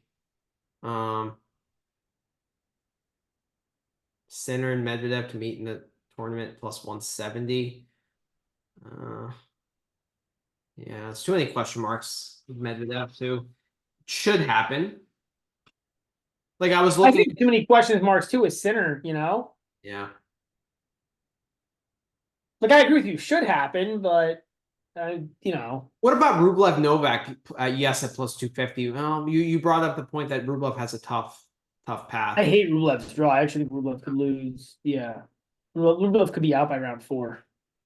Yeah, and then Dimitrov in the fourth round. So yeah, Yeah. I don't like any of those. I don't like this just because like Djokovic is really the only guy. I mean, Djokovic and Zverev, but then they have to play Sinner. No. Unseeded finalists, that's a joke. I mean, yeah. Honestly, like the top, wait, can you go back? What is unseeded finals? Is it minus 1,000? Yeah. I mean, that almost seems like a good bet. Like that almost seems like plus EV at minus 1,000. Like, That's crazy. there's too much vig on it for me to really get excited about it. But I was just looking, like, I don't think an unseeded finalist has made the US. I don't even know when the last time that an unseeded finalist is like an unseeded player has made the US Open final. Was Sampras seeded when he won in 22 Yes. 2002? He was seeded like 17th. Okay. Like,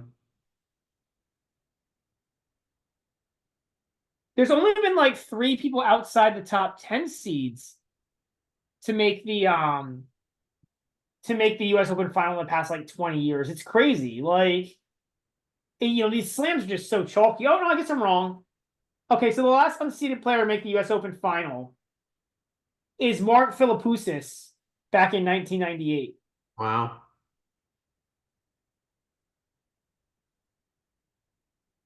Chilich and Nishikori were both seeded, right? When Yeah, they were both seeded in the top 16. Like, yeah.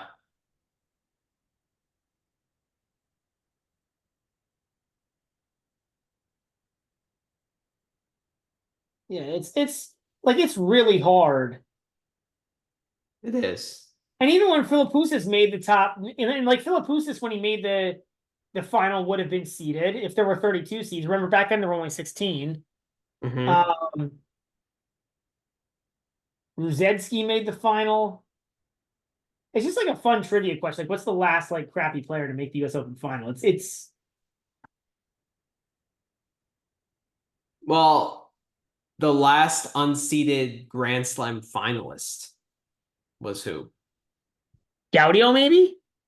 No. 2004 French. There's somebody more I recent. could be wrong about it, but I know that's not it. Okay. Because I know Songa was unseeded when he played Novak in 08. Oh, really? I did Yeah. not know that. That's interesting.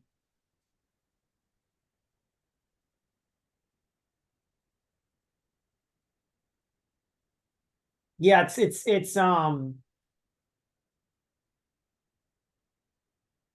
it's probably got to be him then. That would be my guess. But yeah, so Ruzetsky was ranked in the top 20 when he made the final. Like, it's really hard if you're not like a seeded like if you're not a really good player to make the final. I mean, Yeah. wow. So I'm actually now I'm even going back further. Like, I went all the way back to 1979. And I didn't find a single unseeded, like a single player outside the top 32 who made a US Open final. So I mean, the answer is it didn't happen but back then you can't even count. So like, I mean, man, that minus 1,000 is probably just sitting out there as like a free tenth of a unit. Like, Yeah, I'm just looking, was Songa seeded or not?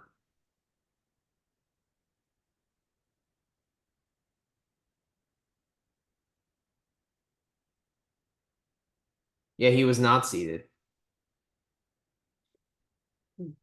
So, and then before that, it was Mariana Puerta who made the final against Nadal in 05. Okay, so I was off then. Okay, Yeah. because Gaudy was what, 04? 04. Yep. Yep. Yeah. Was Kevin Anderson seed? Yeah, I'm sure he Yes, was. it was 28th.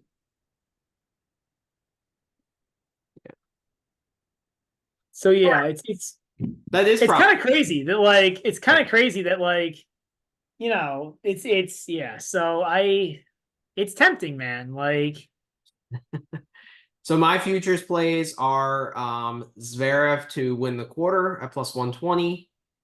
I have Zverev to go further than Sinner at plus 160. I have Djokovic to win the title at 2 to 1. I'll probably end up playing him to make the final as well at minus 120. I also have a fun bet of over 27 and a half 5-set matches. It's not like for me. I like rooting for 5 sets. I like seeing five yeah, sets, I don't. I mean, I haven't even looked at that one. I don't and that's like. Yeah, 21% of the matches. Like I did the math. 21% of the matches to go 5 sets. yeah, And I feel like more slams are having more 5-setters in recent times. yeah, So I tend to go over there. And it's just a fun match to like if we're at like, you know, 26 going into the, quarterfinals or semifinals, like that's an exciting bet to root it for. is. Yeah, So it I is. thought that would be fun. And then our GBM is going to be what, Fritz to lose in the quarterfinals? Yep, that plus 300. Yep. Yeah, nice. And then I've got all my finals picks. So I've got Rublev or not Rublev. I got Dimitrov at 80 to 1. Tabilo at the 150. Uh, what's his name? Draper at 100, and Paul at 66. Okay. So yeah, so I'm hoping for that which has happened. Like there have been lower ranked finalists, not champions except for Chilich, but there have been lower ranked finalists. Mm-hmm. So the GBM is just the Fritz one, right? Yeah, the only GBM is the Fritz. All right, sounds good. So let's take a quick break, and then we're going to get into the round one matches. Yep. All right. All right, welcome back to the pod, everyone. So we're back to preview round one. Yeah, 64 matches. Oh, Jesus Christ. It's already midnight here. I So know. just to let you guys, the viewers, know how crazy we are. Yeah, right. Uh, by the way, did we get any likes from the uh A couple, but no comments yet or anything. the cramping? Yeah, the cramping. All right. So let's start with Stricker and Komasana. So Stricker is a 5-game favorite, minus 310 on the money line, over under 36 and a half. Komasana is plus 250. Keep in mind, these are the bottom half of the draw that are playing Monday. We're gonna go over Monday's matches first, obviously. So this is the bottom half of the draw. So Stricker Komasana, I don't have a play here. I was very close to backing Komasana in some capacity just because of like Stricker's injury concerns and like he hasn't been good recently, but like I also saw Komasana's like hard court results and it's not good either. So I'm off of this. Yeah, so I'm actually I am on Komasana here, but I yeah, I'm on Komasani. I think Stricker should be the favorite for sure. But Yeah. I do think this is a little bit far out there. And I agree. It's more of a fade on Stricker than a backing of Komasana per se. Mhm. Um, so I think that is that's my first play. Like, Komasana or not Komasana, Stricker got crushed by Sonigo and Winston-Salem. He got crushed by Husler in a hard court challenger. So yeah, and he's had I don't know, he has not been particularly good. Um, so yeah. I So mean, that's my first play here. Um, the second play that I think is interesting here is the under 8.5 games at plus 240. I was looking and uh in the last 5 matches, the matches that Stricker's played on hard courts this year, the 5 matches played on hard courts, 4 of his 11 sets have gone under. And for Komasana, on hard, uh, in the past 12 months, which is 7 matches, he's had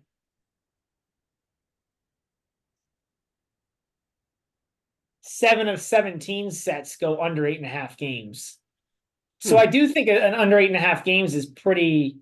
I'm not saying it's like more likely than not, but I think at plus 240 that could be a play. I I'm also think on in terms it. of style matchup, like Komasan is a grinder, right? So I don't think it's a great style matchup for Stricker. Because if Komasana can grind and get balls back in play, Yeah. could see Stricker. The match is on Stricker's racket. He'll probably win, but I could see him make enough errors to give Komasana the match. What's Komasana to win 2 sets? Plus 120. I looked at the. I think that's a fine play as well. I don't really have a huge preference between that and the money line. I like this in an over 3.5 set parlay. Like that would be my look here if I'm gonna have some At action the happen. minus 165, I think that's a good play too. Like, yeah, I think overs in Komasan or over sets in Komasan is a good look here. I mean, it's Okay. Yeah, I see. I don't if you're thinking that about the under 8.5, I don't really want to play overs because like I feel like that could go 4 sets and still go under. when I Like said over, I mean over sets, over not over sets. games. Okay. Yeah, I agree. I think the over games is tricky because I think Yeah. the over games is tricky because I do think there's a good chance of a 6-2 set here. It just seems like a mess of a match to bet. Like I don't know. There's so many other matches that I would I rather get it. action I in. get It's it. like I don't. I was looking at Komasana, but then I just saw like his one hard court match was against Shang that lost 2-1. Like that doesn't give me much confidence backing him. Yeah, it's not really backing Komasana. It's more fading Stricker. Yeah. Yeah. All right. All right. Next match is Hugo Grenier against Mitchell Kruger. Grenier is even money. Kruger is minus 20, 120. I think this is priced accurately. Um, I think like Hugo G, like he's best on hard court for sure. I agree. Um, and like he was pretty good earlier this year on hard, Yeah, and then he qualified as well, beating yeah. BS Pissarro pretty handily, and then Shu, who actually made third round here last year, lost to Nori, or maybe it's second round. I don't know. Might be second round. He played a lot of Grenier on the hard during the challenger circuit. Like he played Winnipeg, Granby, Chicago, Lexington. Um, beat Lerner Tien 7-6 in the third. That's a decent win. Lost in 3 to Boo, Yanchikote. Lost him twice, actually. Spazzeri got him in Winnipeg, but he's played a lot, so he has had reps. Hugo Kruger, G. Hugo G, yeah. Kruger, on the other hand, qualified, beat Kopriva, Shelby, and Martyr to make it. That's actually not bad. Lost to Fokina in 3 sets in Washington. Lost to Mayo and Lincoln in a challenger. Beat Nardi, Svajda, and Yevseyev in Washington qualies. Lost to Diallo in Chicago. So, like, both of these guys have been playing a lot. Yeah, and they've both been playing pretty well. Yeah. Relative to their normal standard. But I think that, like, going back to the match, like, I think it's priced accurately.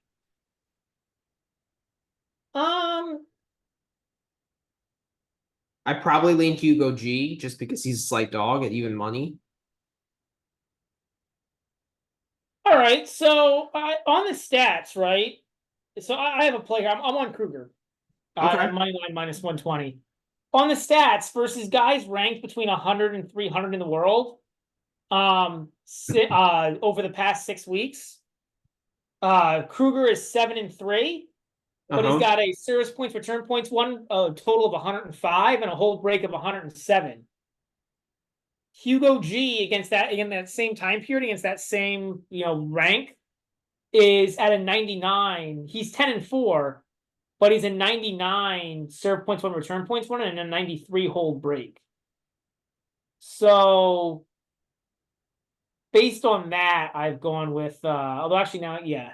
So based on that, I've gone for now with Kruger.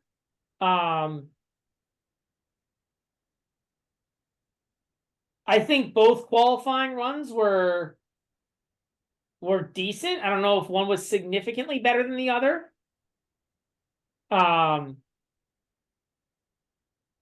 Like none of those wins are amazing wins, I would say, on either side of the ledger. So yeah, so that based on that, I'm gonna play Kruger here at minus 120 at home in a battle of qualifiers. But it's yeah, it's Okay. I'm off it. I think it's accurately priced. yeah. I mean, if this was like minus 140 or something, it's not my favorite play on the board, but I'm on it. It's like a light. It's probably a single. You're fading our guy Hugo G. I am. I mean, it makes sense. It makes sense based on the stats you laid out. It's definitely Yeah. yeah. All right, next match here we got Jan Choinski against Carballes Baena. I'm all over Choinski here at plus 145. This is actually GBM worthy in my eye. Like a guy that qualified versus a guy who Well, he withdrew from made, Cincinnati, Baena. huh? Baena withdrew from Cincinnati. So that's one thing that's kind of gone against him. Plus, like he hasn't won on hard. Like he lost to Kovacevic in Washington, and then lost to Kokkinakis in Canada. So Yeah, but those are both ATP level or borderline ATP level players like great. But Choinski, who did he beat in qualifying? Cressy and some scrubs, I'm assuming. You can include Cressy in the scrub category. All right, then scrubs. Kachin and Valentin Vachereau. Those would be scrubs on hard court. Scrubs, yeah. I mean, I just think plus 145, like you're getting plus money on a guy who qualified, has some hard court reps versus a guy who, like, I don't know, like withdrew from Cincinnati, so you don't know his health, plus has no weapons. What is Koinski's weapon? Yeah, I mean, but you're getting plus money on him. I just think Baena is a significantly better tennis player. Okay. I'm not on this because of the Baena injury concerns. And because Koinski qualified, like I think the line is pretty accurate, but yeah, I just think Baena's just a better tennis player. Like Koinski's just not he's not good. Like there's a reason he's like scrubbing away on the Challenger Tour, Mm-hmm. How does he Like do? these are both clay court guys, but Baena's just a way better. Like they're honestly like both pretty similar types of players. But I think Baena's just he's just better at it. Like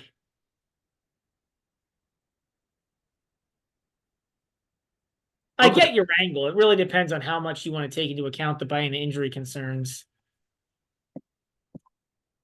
Do you know what And I injury? guess how excited you want to get about Poinski beating up some scrubs in qualifying.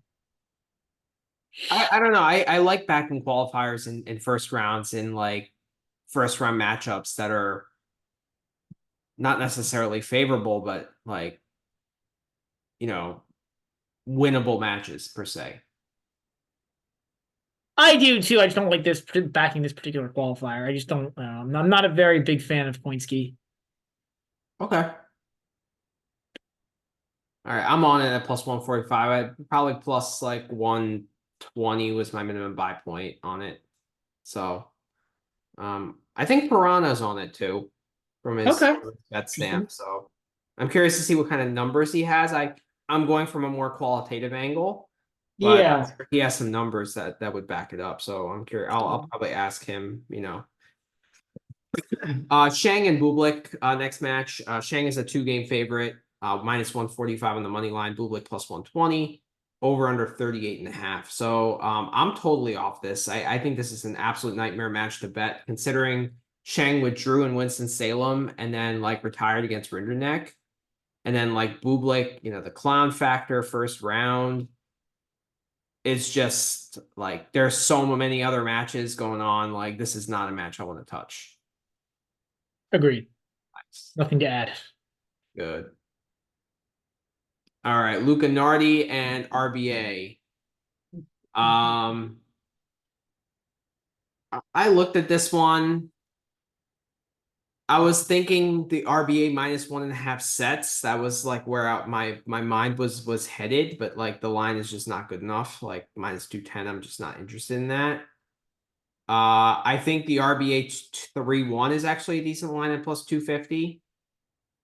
But then again, Nardi's been so bad. I don't know if I can even trust him to win a set. Like, what are your thoughts here? I mean, again, I pretty much agree with you. Like I'm close to taking the over 35 and a half games. I think it's also worth mentioning. I think Nardi retired from his like 3 weeks ago and hasn't played since then. In a match, well, I'm trying to remember which match it was. Nardi retired against Kruger in Washington a month ago and hasn't played since then. So otherwise, I'd be on probably some sort of overs, either over 3.5 sets or over 35 and a half games. Mhm. But because I just don't know that I trust Agut to straight set anybody to 3-0 anyone at this point. Um, but yeah, given that Nardi, hasn't played in a month, that's enough to take me off him. But I was close to taking the over 35 and a half. Okay, I'm off it just because of how bad Nardi's been. I Um, understand. Now this is my one of my favorite plays of the day, Martyr and Zverev. I feel like I'm a Zverev apologist or enthusiast here. Like it's Yeah. weird, but I mean Martyr lost in qualifying. He's a lucky loser here. I'm all over the under 31 in the 31 games. Like I think a 6-2 set is very plausible here. And then if that happens, like Martyr has to win a set pretty much to cash that.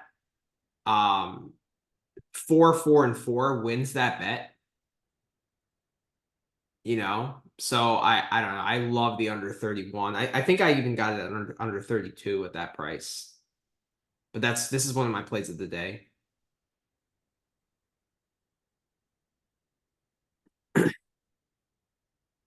I like this Zverev 3-0 at minus 205 as a parlay piece. I think that's also a good look. Like what does Martyr do to hurt Zverev? Plus Martyr's forehand, cross court forehand goes right into Zverev's best swing. Yeah, I mean, Zverev does really well against lefties. Um, yeah, I think the under 19 at plus 105 is also fantastic. yeah, giving you push on 19, right? So if Zverev plays a bad set, you're safe. I mean, that's No, the it's only crazy. concern I would have is that Zverev has this habit of um that would be literally the only concern. So how has Zverev done in first rounds of slams? Let's look at like Let's look at it.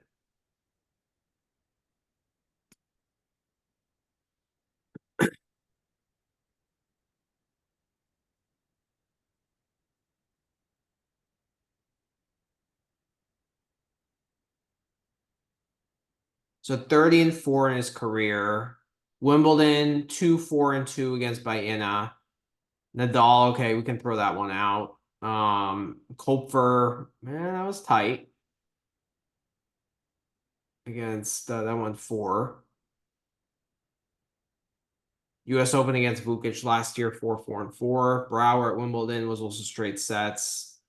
Harris was, but they were tight. Harris was tight at Roland Garros. Arias, we can throw that one out. That was after injury. So really, he's only lost sets to Kopfer, Varias coming back from an injury. Ote back in 21 at Roland Garros. Like we say that Zverev struggles early rounds, but like he's still winning pretty convincingly. Well, I don't think he struggles early rounds. I think he plays down to the level of his competition a little bit. So, and it's just a big number. Like I'm close on it. Like I would never take Martyr. Like I might. I can see the logic for backing Zverev. I don't. I think it should be at least 8. So maybe, I mean, maybe an 8. I'm You could probably really get like Zverev the at thing is -8 I'm or plus really low money. on Martyr too. Like Martyr lost to Kruger 4-2. It's not like he was competitive against Kruger, you know. Yeah, And then like yeah. Martyr this year on hard. Well, Martyr hasn't beaten anybody on any surface this year. I think he's won like 1 or 2 or 3 level, like main level ATP. You're striking my point. His 5 wins on hard or 4 wins on hard against Ymer, Earl, who I've never heard of, ranked 336 in the world, Van Ash, who's been struggling in Dubai, and Kipson in Yeah, qualifying. I mean, there's a big gap here. This is just like it's just all about can Zverev cover 8 games. But I prefer the under 31. That's fine. It's all similar stuff.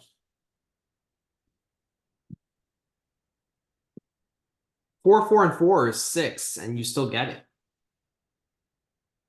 Yeah, that particular score, but like 19, 12. Yeah, yeah. I mean, yeah, I'm just saying it's all pretty similar, right? Like, if you get the under 31, Zverev's probably going to cover the 7.5.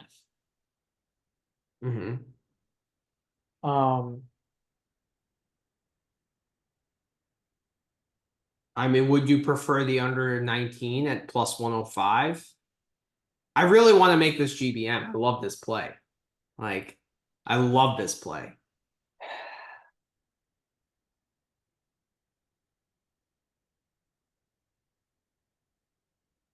You have a day to think about it, but yeah, I mean,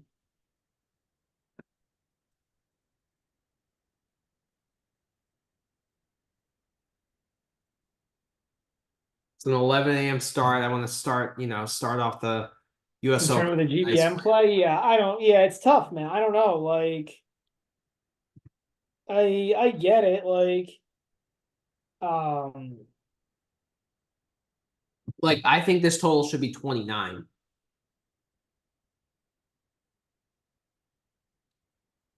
so I mean, what do you think the spread should be? 9.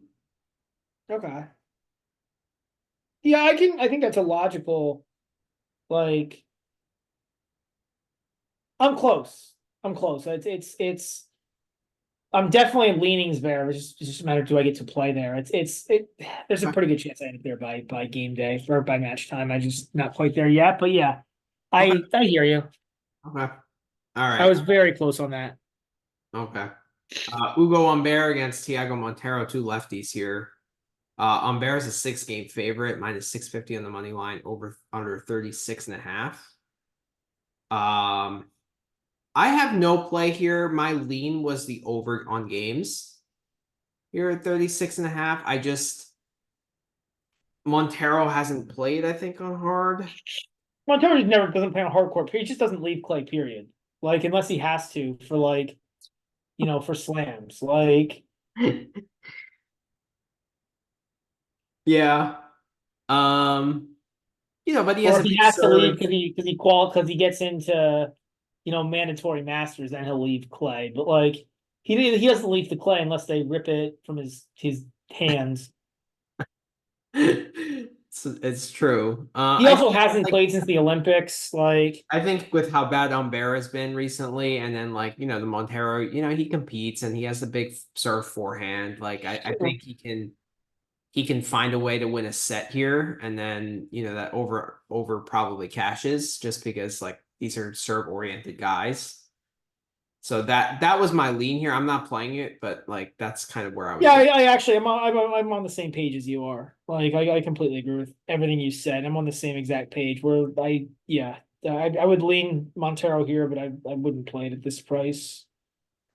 Yeah, I'm leaning about putting this in the over 3.5 set parlay too, but it's just I don't know Montero's level on this surface. You know, Yeah. it's probably a match I'm just gonna stay away from. Granted, there's just so much going on. Yeah. So, of that 11 a.m. time slot when you get to the Open on Monday, which match are you going to? Yeah, because I'll be there. Yeah, I'll probably go to Shang Bublik. that's the last match I'd pick. I mean, I just think those are like interesting guys to go watch. Like, It's actually a really bad 11 a.m. card. yeah, I mean, I'm not surprised, right? Like, that's that way for a reason. Yeah.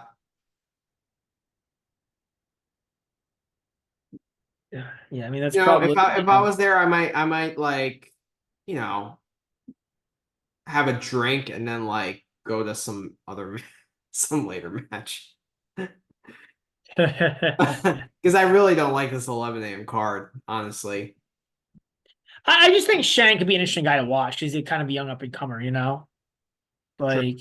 Like, the only guy on that list I want to watch is Shang, to be honest. Yeah, probably. I mean, I may have just if I was there, maybe I would go to Sfera Martyr just because I have a lot of money on it. Yeah. Yeah.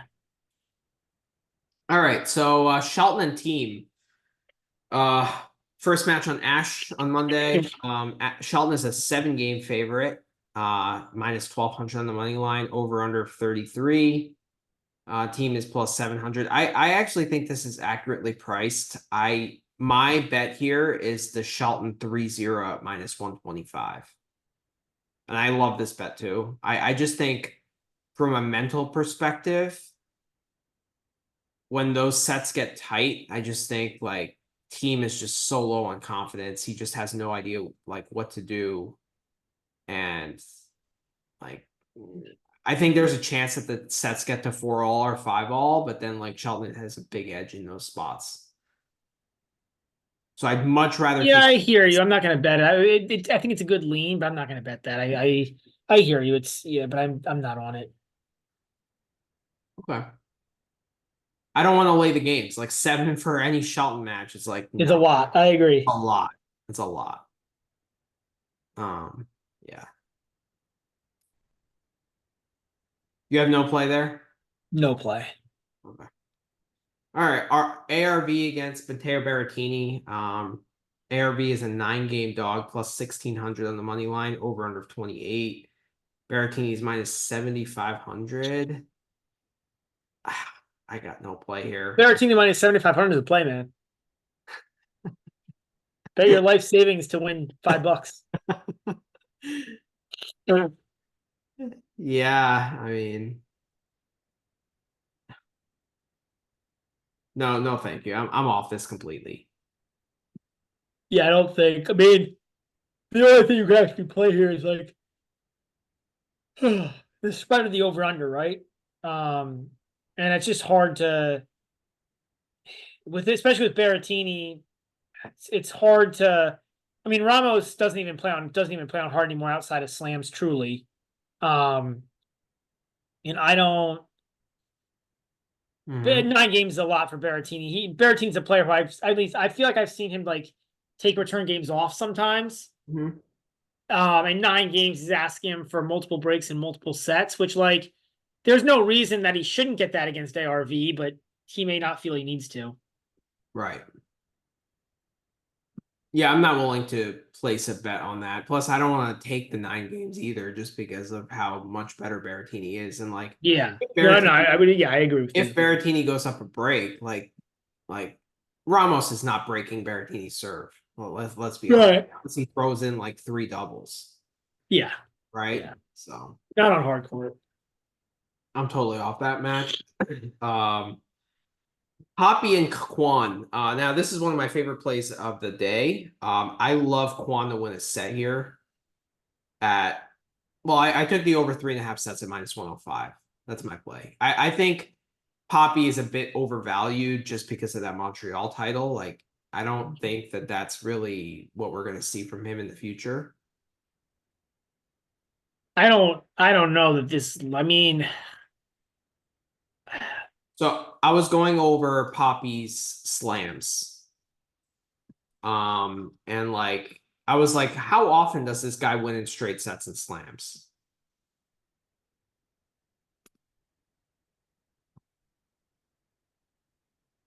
And like it's few and far between. Like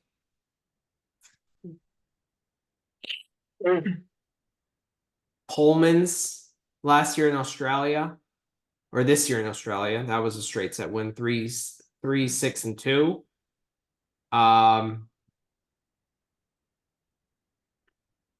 Went 5 with Chin Sung Sang. I mean, he definitely goes 5 more often than he goes 3.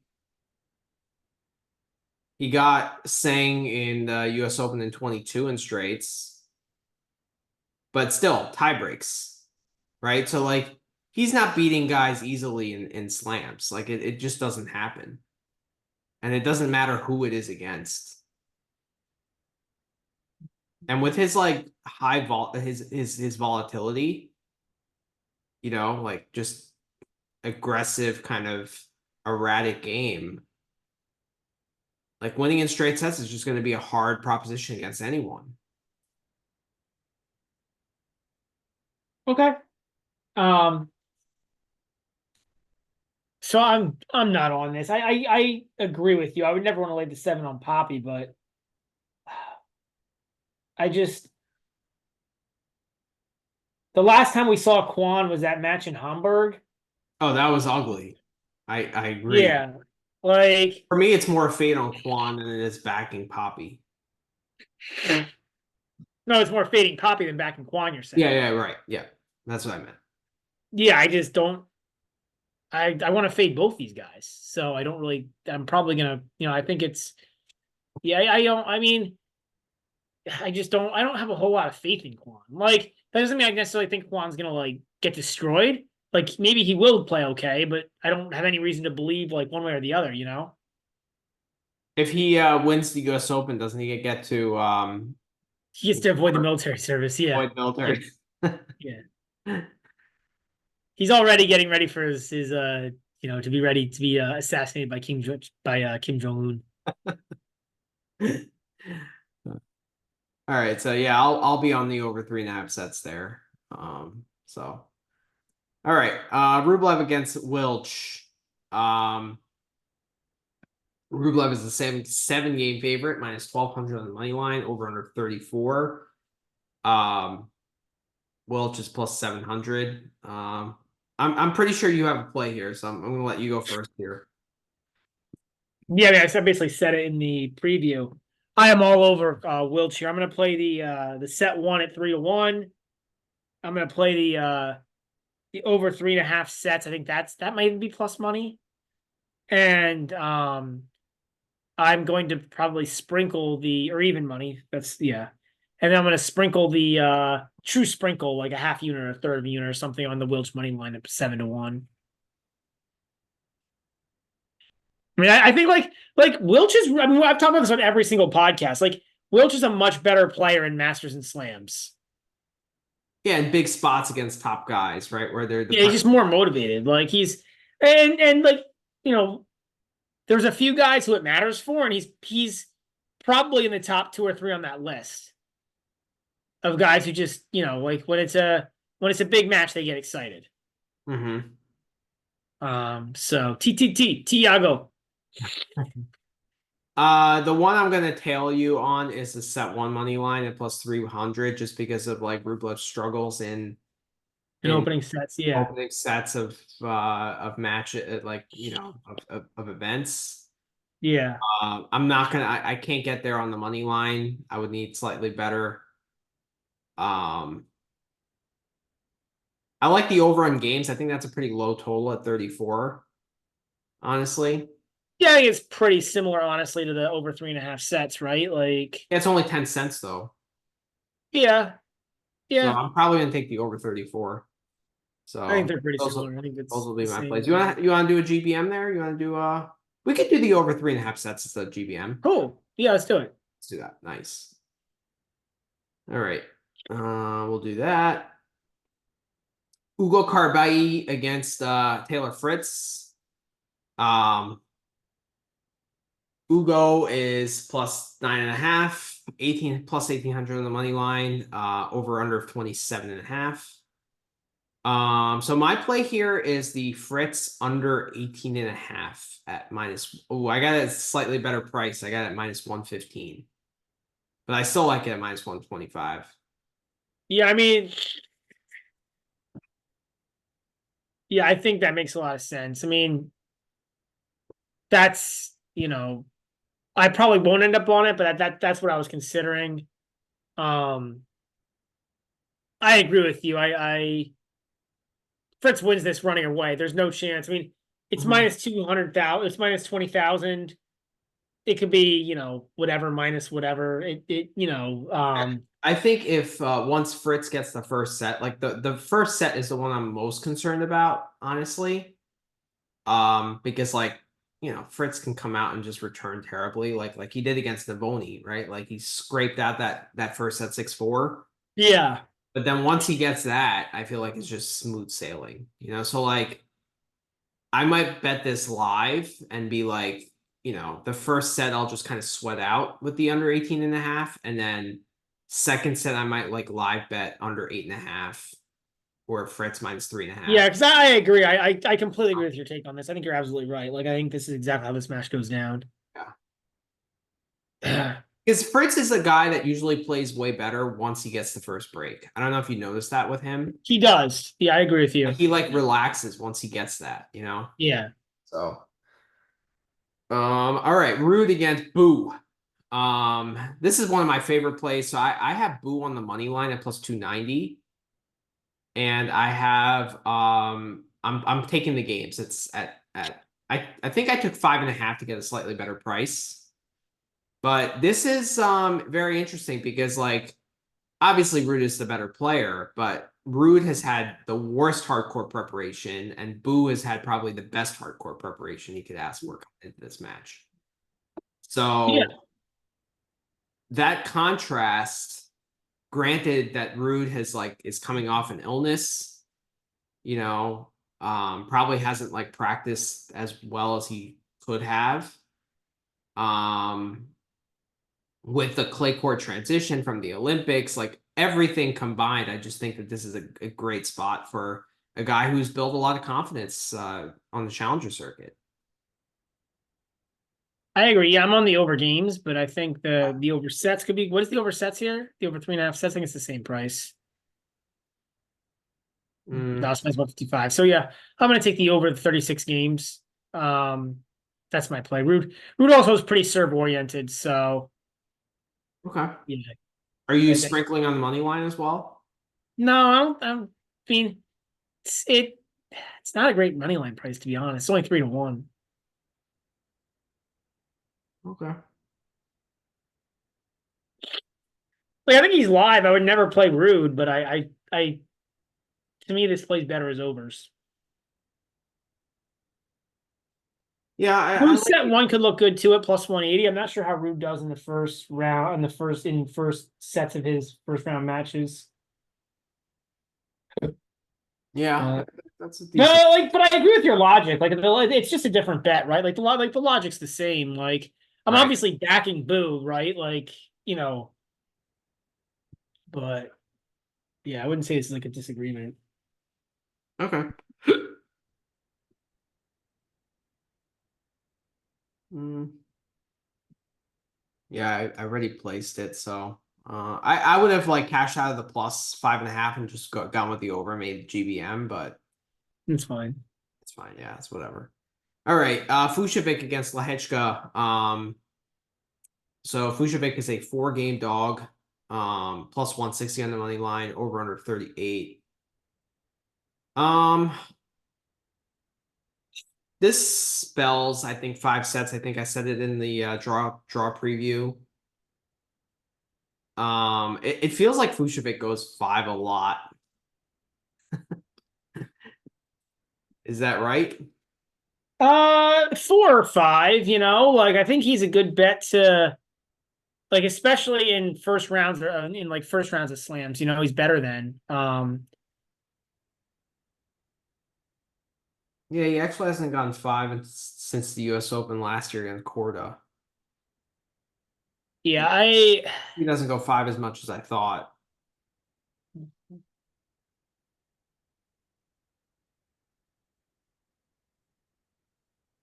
But yeah, I mean, this is definitely an over 3.5 set parlay piece. Um, I like the over on games, over 38.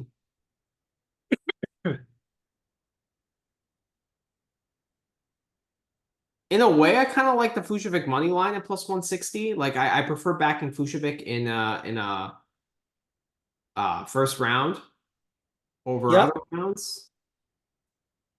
Lechka can be erratic, like I'm not like taking too much stock into the Cincy run. Like I think he's tournament to tournament, like his level can vary.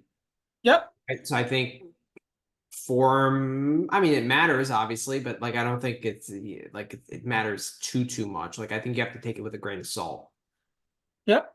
with him. So I don't know. That's where I lean. I prefer playing the totals, but like I can see like I if it's plus 180, like that would probably be a Vucevic money line play for me. Yeah. So I'm on Fusevitz to win the first set at plus 125. I agree with you. I want to back Fusevitz, but my big concern with Fusevitz is I think he has a little bit of a tendency in best of 5 to go away in the later sets. Because he's like, for being like a jacked dude, he's like not fit. Yeah, it's weird. Like we talk about it all the time. Like he's jacked, but he's not fit.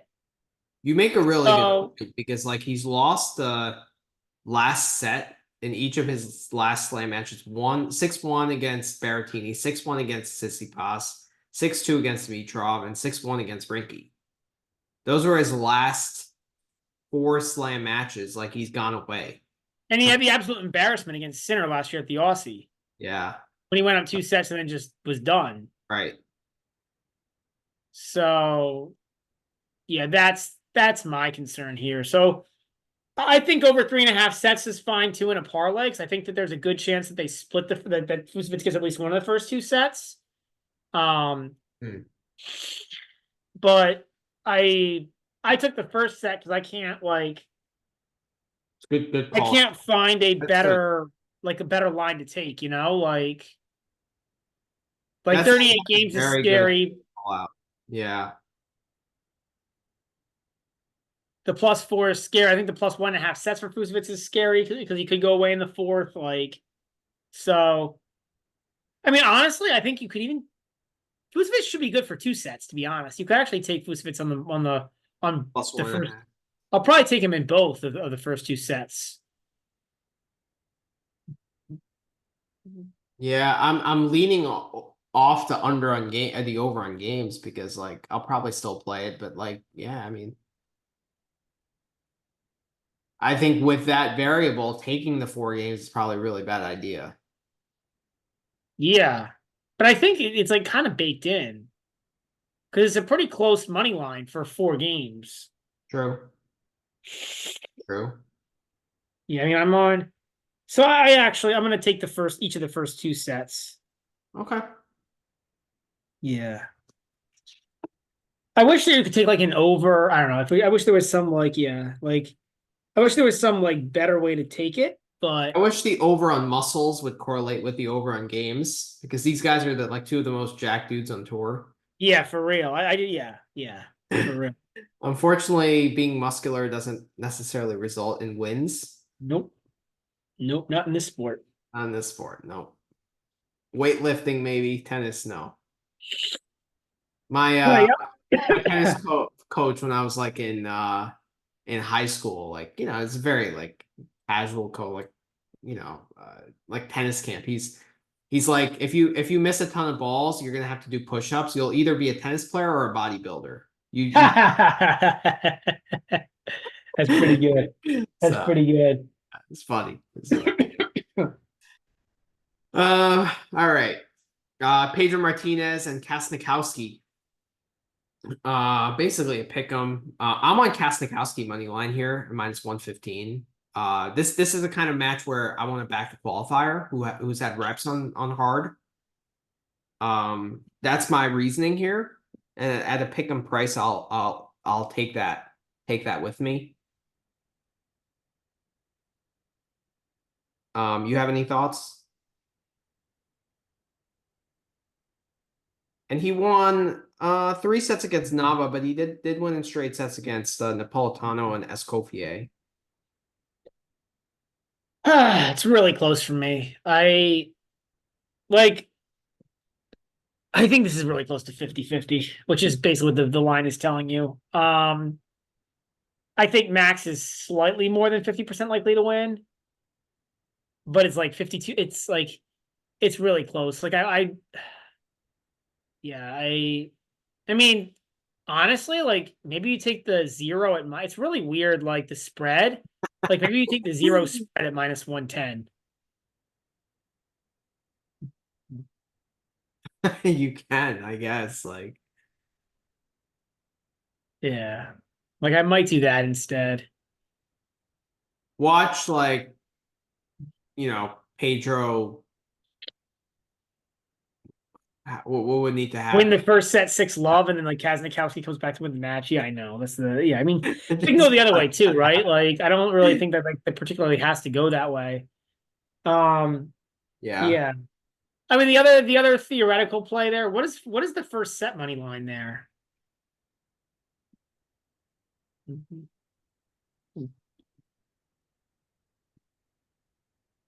minus 120 for Kasnikowski, minus 110. It's pretty much the Yeah, I'd same. rather play the match.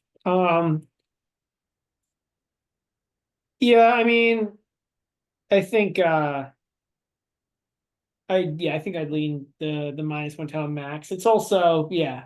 I think it's the minus 110 with the zero spread I might play. Like that's potential. But it's close. I do think these guys are like Pedro's not good on like it's a bad match, but Right. like I think there's some advantage to taking the qualifier, so I'll probably end up backing Max at the zero. Okay. All right. Yeah, it's not GBM word either way. So, Yeah. um, all right. Muller and Walton. I'm on Muller minus the 3.5 games at minus 115. I just think like he just has more rally tolerance. Just like it's ATP level versus challenger level. Um, yeah, and Muller, he's not great, but like he makes a lot of balls. He's a good competitor. I think best of five actually favors him. Um, I don't know. That's my take. Like I think I'm not a big fan of Adam Walton. Yeah, I don't think. I mean, he's ranked. He got in with direct entry. He's ranked 95th in the world. I don't think he's that good. I agree with you on that. Uh, I just don't know about Mueller on the hard court myself either. I mean, yeah, it's. I mean, and admittedly, we're starting to get like past the matches I've done a good job of researching. So I mhm. definitely put in more time looking at this, but But yeah, I mean, first glance tells me that this is probably close enough that I probably won't be touching it. Yeah, I mean Walton, he he's won very little in this hardcourt swing. He lost to he retired against Andrade in Granby. In Atlanta, he lost to Bellucci and then beat Kecmanovic and then lost to Rinderknecht. Lost to Hong in Washington, lost to Billy Harris in Canada, not good, and then lost to Basavretti in Cary, and then Eubanks in Winston-Salem. So it's like it's not a good run. And Mueller has rally tolerance, right? Yeah. Yeah, but I mean, I guess on the flip side, like Mueller lost to Boyer. That's not good. And Carey beat Leschan and lost to Kotov, which is not great. I just don't know. Like, it's not a great match on a hard court. Yeah, I went don't three know with that. Kotov though. What? Went three with Kotov. Yeah. I just don't know if Mueller's like, I think Mueller's better, but that the line is telling you that. Like, Yeah. It's not one of my favorite plays, but like, yeah. so you're playing games? Laying 3.5. Yeah. Okay. Yeah, I'll probably be, I probably won't be on that.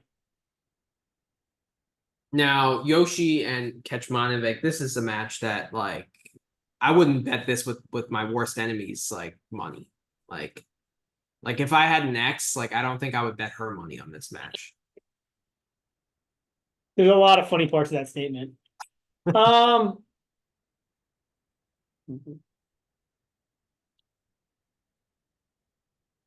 Don't tell me you have a bet here.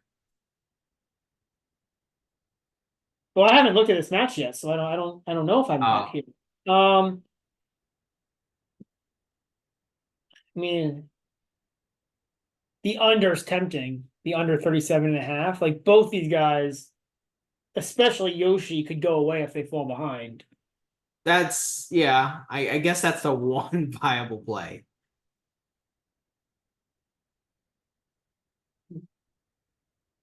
And Kecmanovic can just have bad days. Right. Um, Yeah. I mean, Yoshi just beat Kecmanovic 2-0 in Cincinnati, 6-4, 7-5. Okay. But those are two What? close sets. Yeah, but you're only laying 2 games.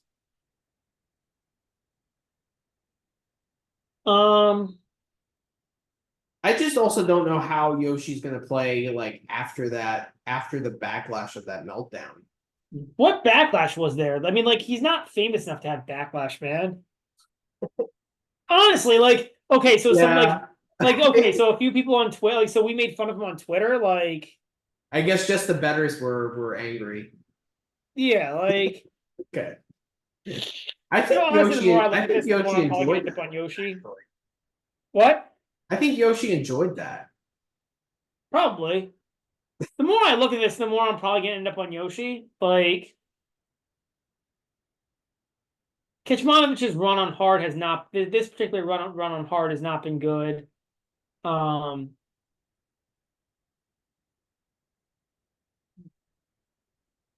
like, and I also don't hate like laying the 2 games here because like I don't know, and I don't hate any of the bets on Yoshi here because like my take on it is like Kecmanovic is like super high upside but super low floor, right? Like Kecmanovic beat Tommy Paul in Australia, and he's also That's a good lost to point. Patrick Kitchen this year and Adam Walton. Like, Yeah, he hasn't like replicated that kind of form in a long time though. well, Bless I you. mean, like so like Tibbetts tennis loves to talk about this all the time. Like Kecmanovic is just so aggressive that like Yeah, because if he it's can't working, it pump. can work well against anybody. But he also can lose to anybody. Like, I don't know. I feel like I'm probably gonna lay the 2 with Yoshi here. Like, Okay. I just think, like Yoshi, look, like if he didn't have the spaz out against Hubie, he'd be more than a 2-game favorite, right? Like you'd be backing it, right? If he didn't have the spaz out against Hubie. You make a valid point. Yeah, you cancel that. It's just such a lasting image of him that. But then again, like I mean, you he also got bailed by factor that in O'Connell. Like, because I mean, the chance he has that chance of a meltdown. It makes me less likely to bet any of his matches now that I saw that. Like regardless of how well he's playing.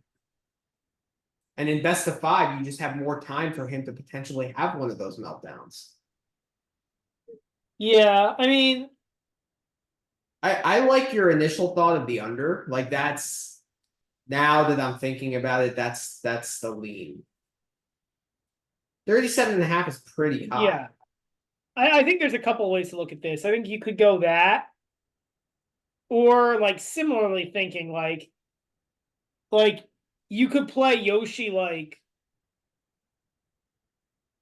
3-1 or something and get plus money. And that, or not Yoshi 3-1, like what is Yoshi minus a set and a half? My plus 115. That could be a look too. I mean, the other thing worth looking at here is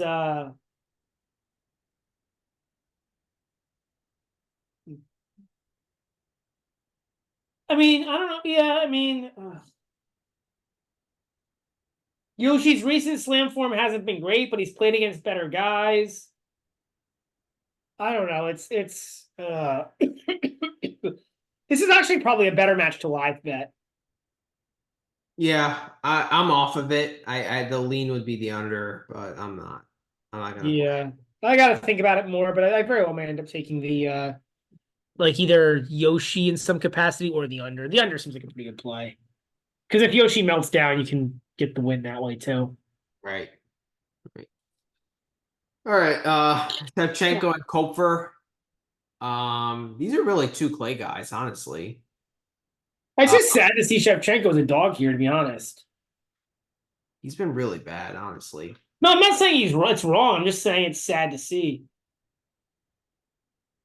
Like I thought Shevchenko was going to get better. He's got good. He's got game. Lost to Busta 2-2 in Winston-Salem. Lost to Fushevik 2-4 in Cincy. I mean, that's not good. Kopfer has played well here in the past. Like, I Yeah. don't think he's a really good hard quarter, but like he's played well at the US Open. I think he's more of an all quarter than people give him credit for. Like he just competes well, and that helps you on any surface. True. But he hasn't played on hard at all since the Olympics. So that's a cause for concern. So I'm off this. Yeah, I mean, I got to think about this quite a bit more. This is a tough match to gauge. It seems like a Really tough. mess. Yeah, I'm totally off that. He hasn't played at all on hard. Like that's like Yeah. I don't know what to expect from him. Yep.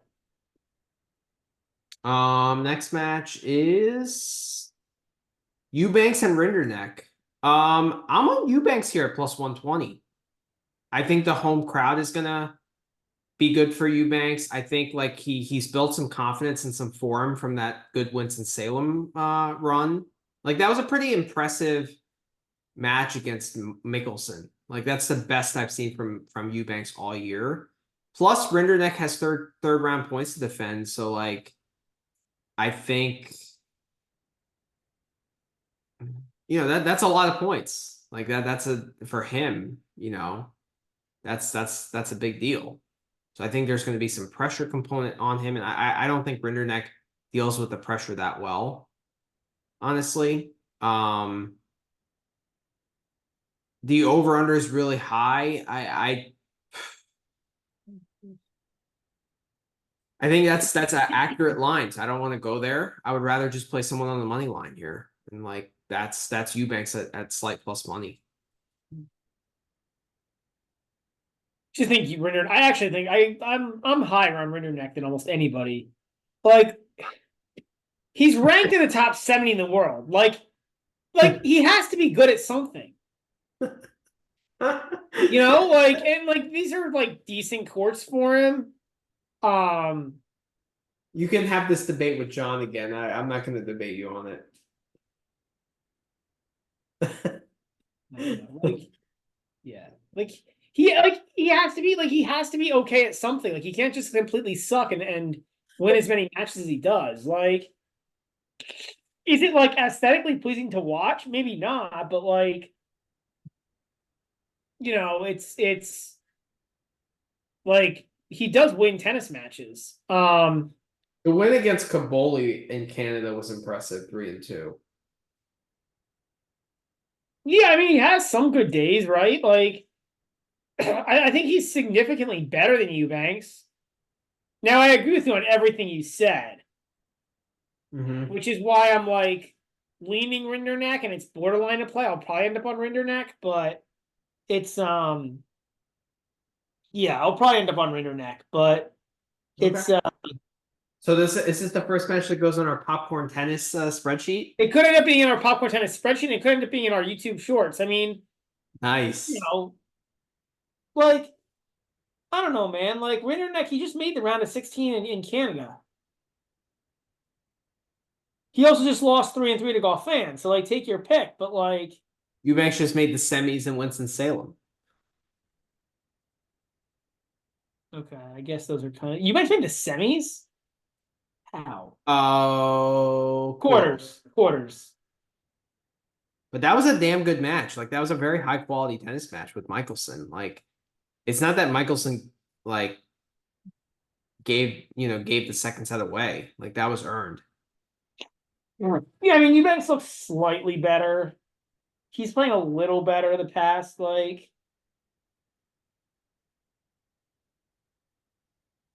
couple weeks. Um, I probably won't be on it the more I look at it, the more I think about it. Okay. I agree with you. I do think home crowd matters here. It does. It does. Like, All right. So yeah, no popcorn tennis.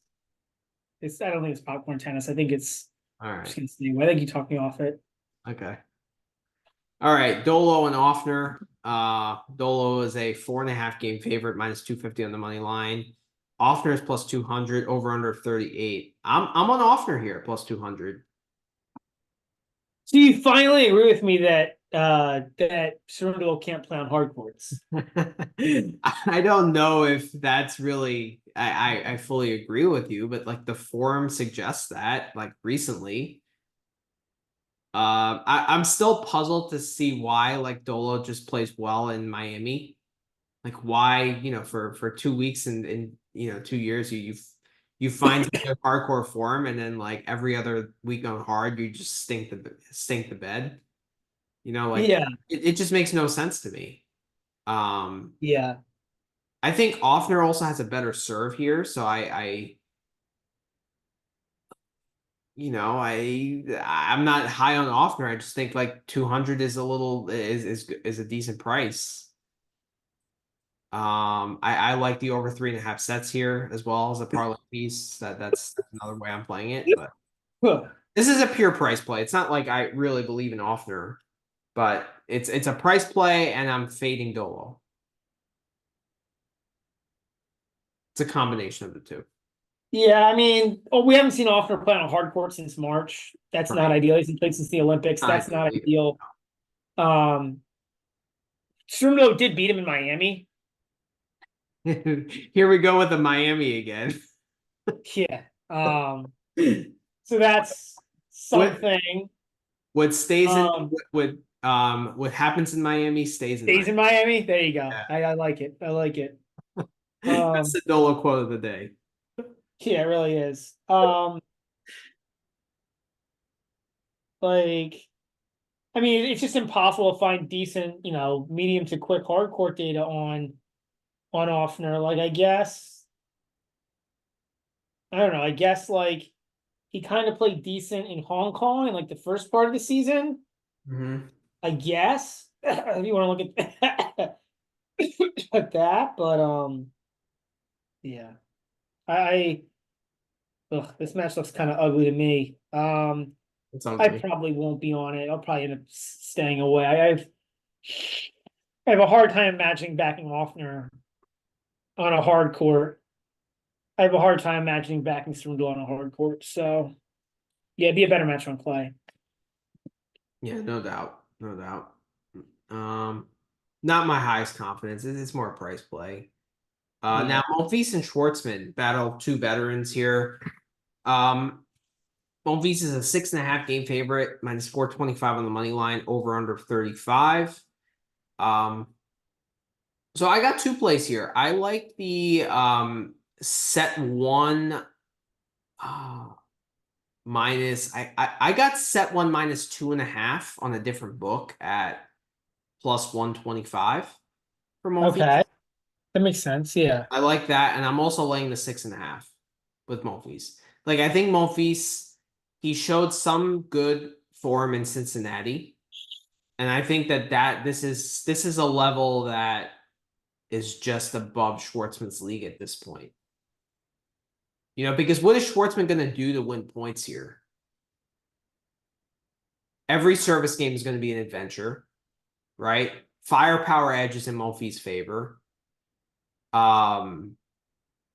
know, Schwartzman doesn't have that like the firepower injection of pace that he used to. This is not like villainous Galbaus. You know, like this is a way different league of opponent, and Yeah.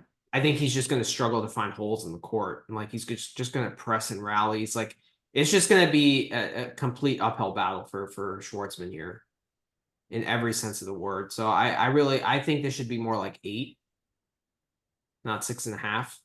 So that's where I'm going. And I want to lay games here because not sets, just because like Schwartzman has nothing to offer on serve. Yep. Yep. Um.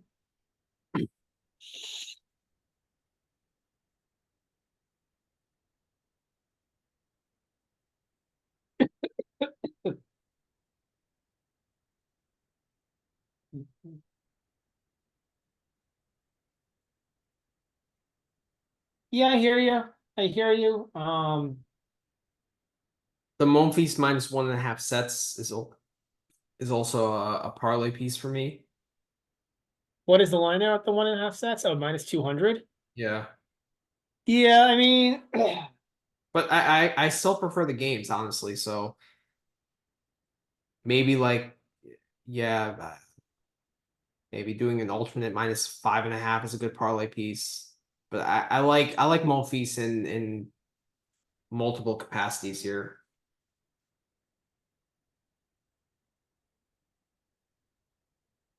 I don't know, man. Like, I guess, like, I might actually this.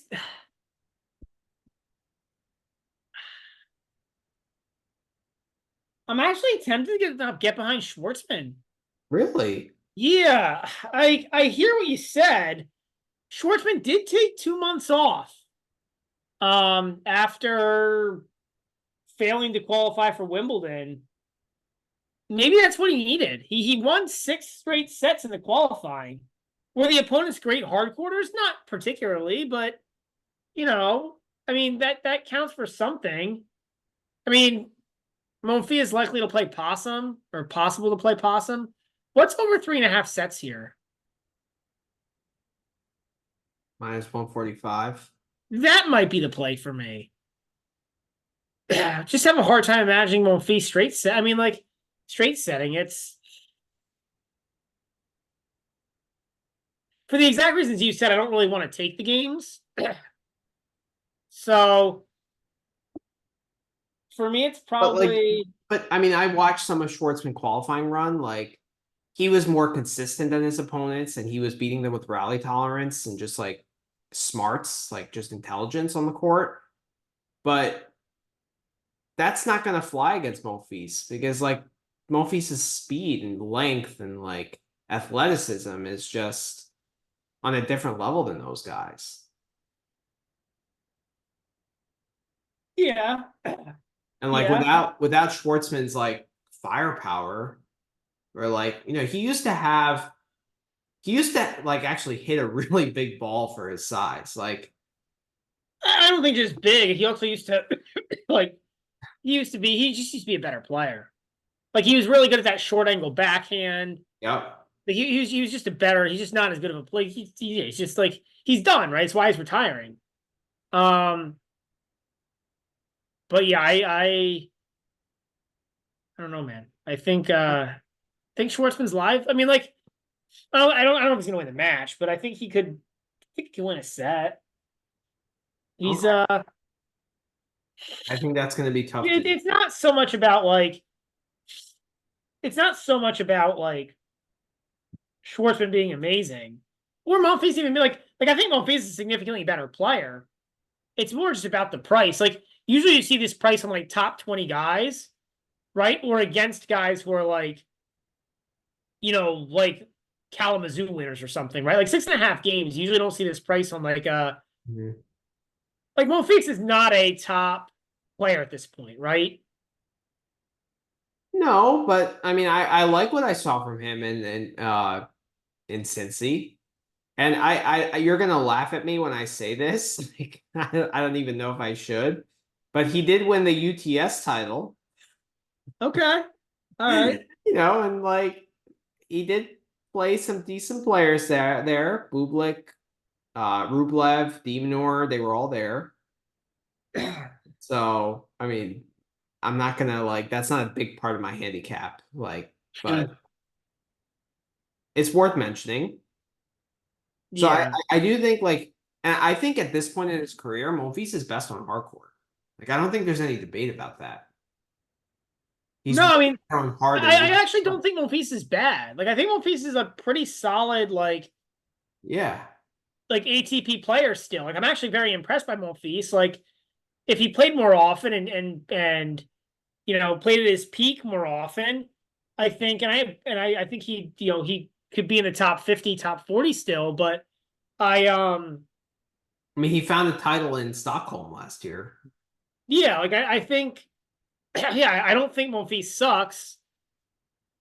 It's Schwartzman's last slam for whatever that's worth. It's Um, team's last slam too. Like, but Schwartzman's shown us something. Like he won 3 qualifying matches. Like that's he won 6 straight sets in qualifying. Like that's something. It's more than what teams shown. okay. But like I usually weigh qualifying, but like, he's Schwartzman is not playing Pedro Martinez. You know, like No, like Mats Kasnikowski is, right? So like this is a different level of opponent. I agree. It's really just about price, and it's why I kind of like I said, it's why I kind of like the over 3.5 sets, even at the -145, because like it's more about can Schwartzman find like can Monfils keep up a level for 3 sets. Mhm. Okay, so this is not pure popcorn tennis, but it's I think this It's was our pretty best. close. I mean, yeah, I think it can qualify. Are you Okay. playing the Monfils 3-0? No, the Monfils -6.5. Oh, okay. All right. So it's not pure popcorn tennis, but it's slightly popcorn tennis. Mhm. All right, next match is Petri Pericard against Echeverry. Pericard is a 2-game dog plus 125 on the money line. Etch is -150, over under 42. So I got two plays here. I am on the set one over 10.5. I got a slightly better price, I think, at plus well, maybe I think it's around there, plus 135, I think I got. Yeah.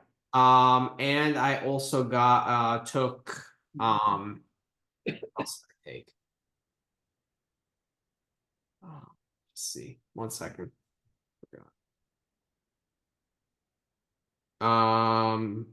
I took Etch over 22.5.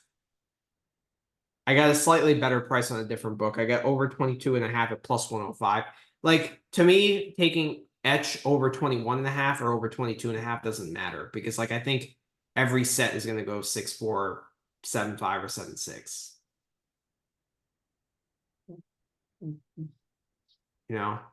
I mean, unless Etch serves first and finds squeaks a breakout, you know, or like or I mean, Paracard serves first, and Etch gets a break.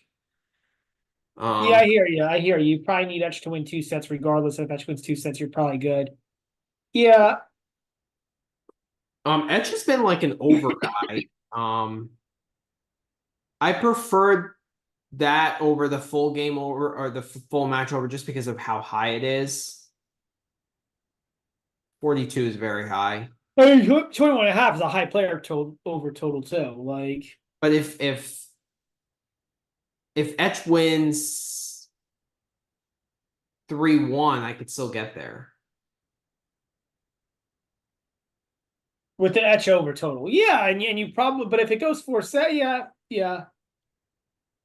Like 4 sets, you could still get the you could still go under 42. Like I think the chances that it goes 4 and Etch gets the 22.5 is higher than it going 4 and 42, going over. Yeah, makes sense.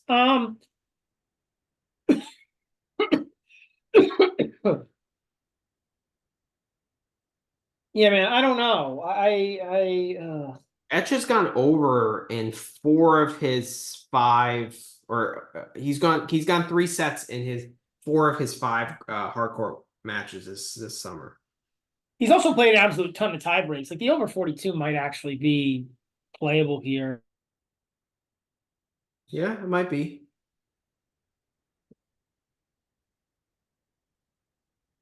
Yeah, I don't. I got to think more about this one. My initial feeling is, um, But he's also played a lot of first set tie breaks.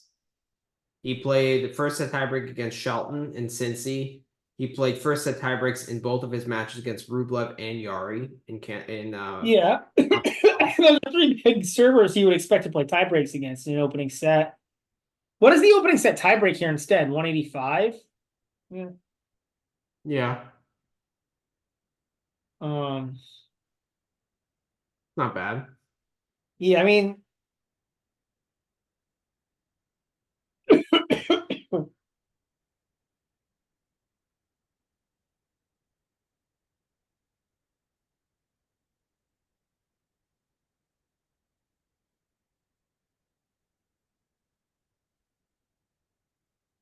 yeah, I mean, that's also a good look. I mean, Paracard played opening set tiebreak this summer against Rusabori, went 7-5 against Thompson in the first set, and then played the opening set tiebreak against Mackey in Canada.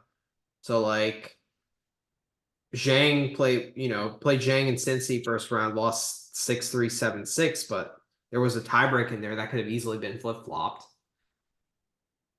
yeah. I mean, I think for me, like, I'm not on either guy here.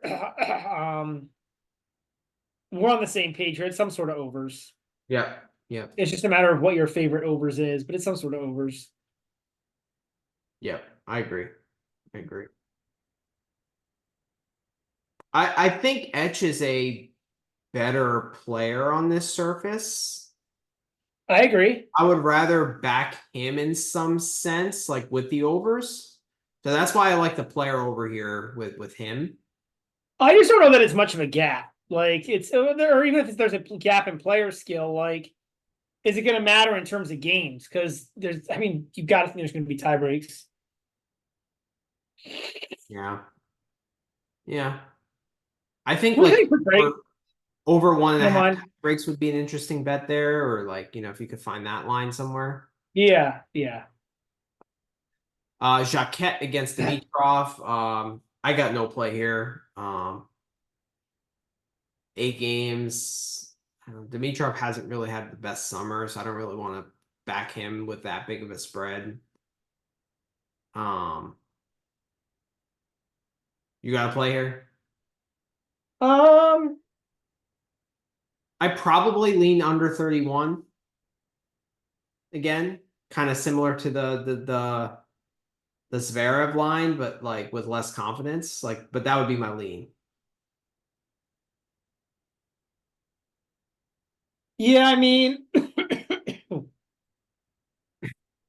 um, well, for what it's worth, Jackie had a pretty good week in carry, and he qualified. Would he beat in qualifying again? Van Rijthoven, Hong, and Rodionov, but he beat Nava, Albot, and Grenier at the Challenger in carry. Pretty good. That's pretty That's good. pretty good run. Um, yeah, I mean,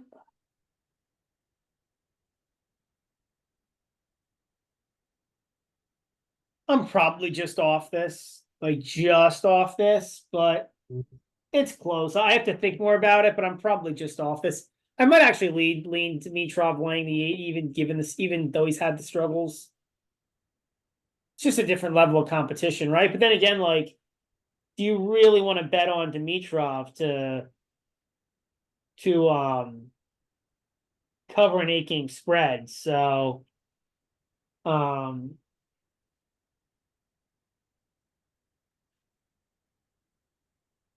yeah, I don't know. It Yeah. what is it, over 10.5 games in the first set? That Plus 290. could be a look. Dimitrov does seem well. Let me look at Dimitrov starting tournaments.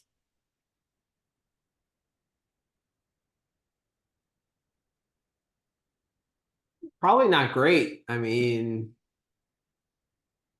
we saw him struggle against Tabilo first round in Miami. Yeah, his first match in Miami. Yeah, I mean, like, so he's 18-2 in the last 12 months. Um, in first matches of tournaments. First match of the slams. He lost the first set to Fushevik at the Australian Open this year. He's lost the first set. So in the last year in those 20 matches, he's lost the first set 6 times. And then he's won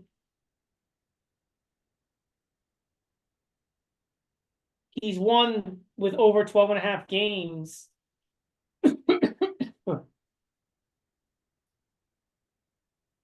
Yeah. Yeah, I mean, what is the first set money line for Jacque or Jacque, however you say it?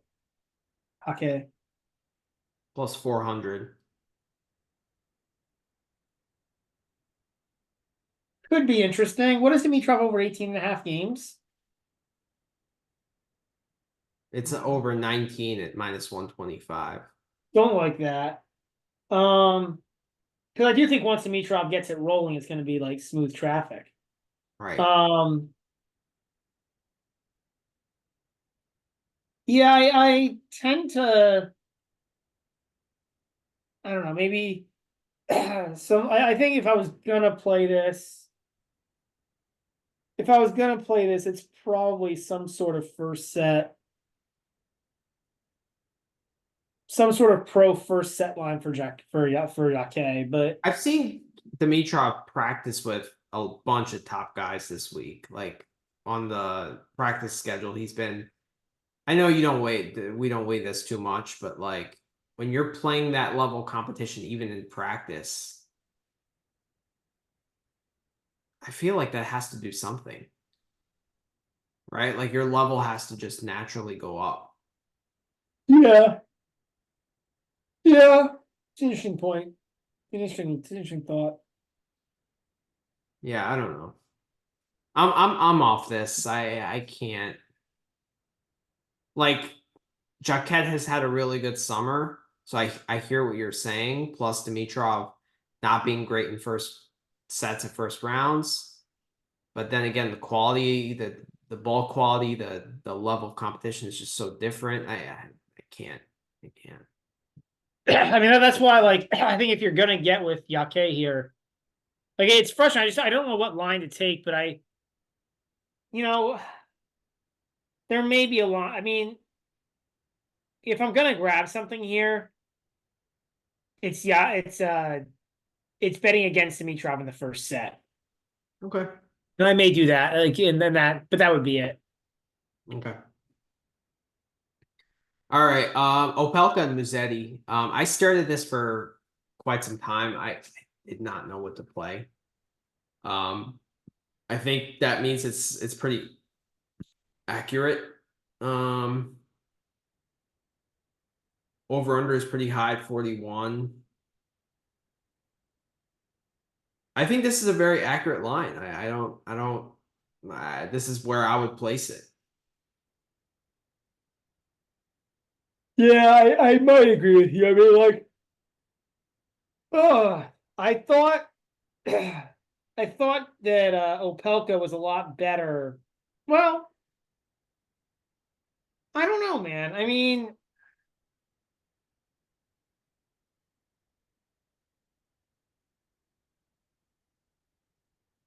you know what? I think I'm gonna back Opelka here. I think I'm gonna take the 3.5. But if Musetti is able to get the serve back, he has such the edge in rally, huge edge in rallies. And like we've seen Musetti, how different is this than the Shelton match that we saw in Miami? Like you think Musetti is going to be better at getting Opelka served than he was getting Shelton served that night? Um, I guess I would counter that and say that's just one night, right?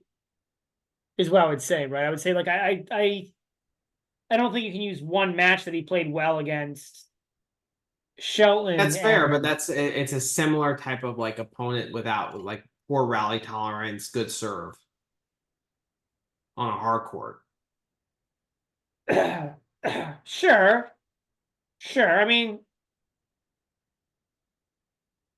sure. I guess. Like, I mean, I guess the counter would be it does seem like maybe there's something there. I mean, he outplayed Greeks 4. Greeks 4 got lucky to beat him in Rotterdam. Um, beat Shapo, beat Staffelin, beat Shelton, beat Yari, although Yari got kind of lucky to win that too. You might have a point.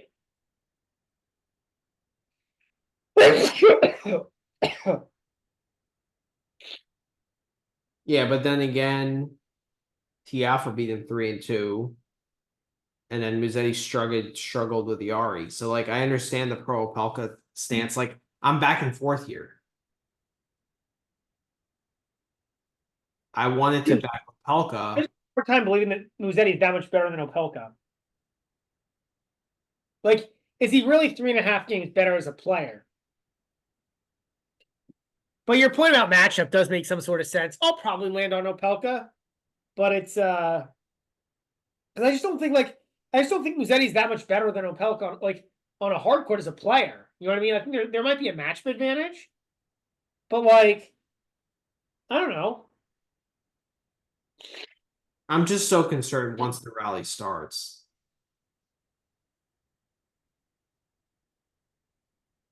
And like, yeah. But Opelka, I mean Opelka.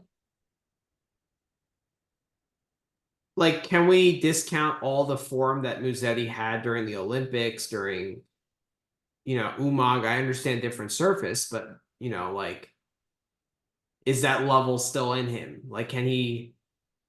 Surface only counts for so much, is my point. Sure, but I mean, like in Cincinnati, he got outplayed by Yari. I mean, It, it, well, maybe this match not. is also hard to handicap because, like, I don't necessarily know for sure the speed of the court that they're going to play on.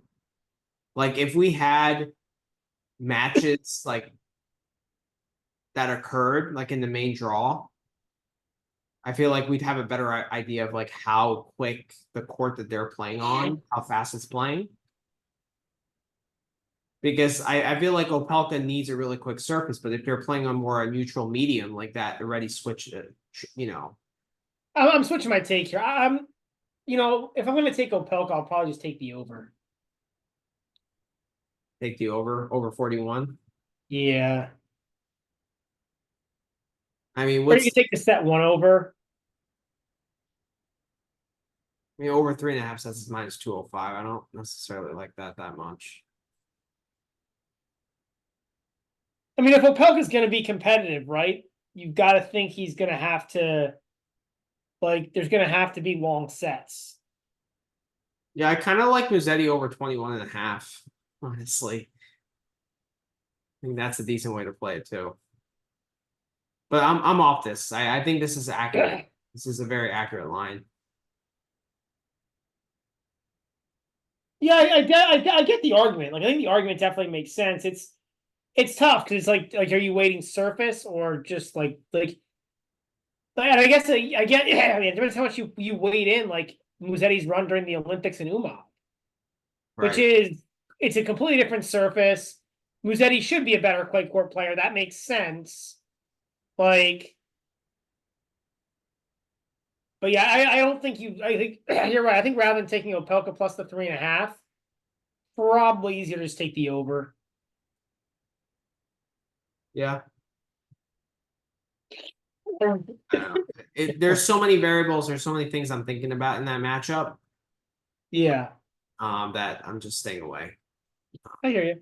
Next match is Rinky against Fokina.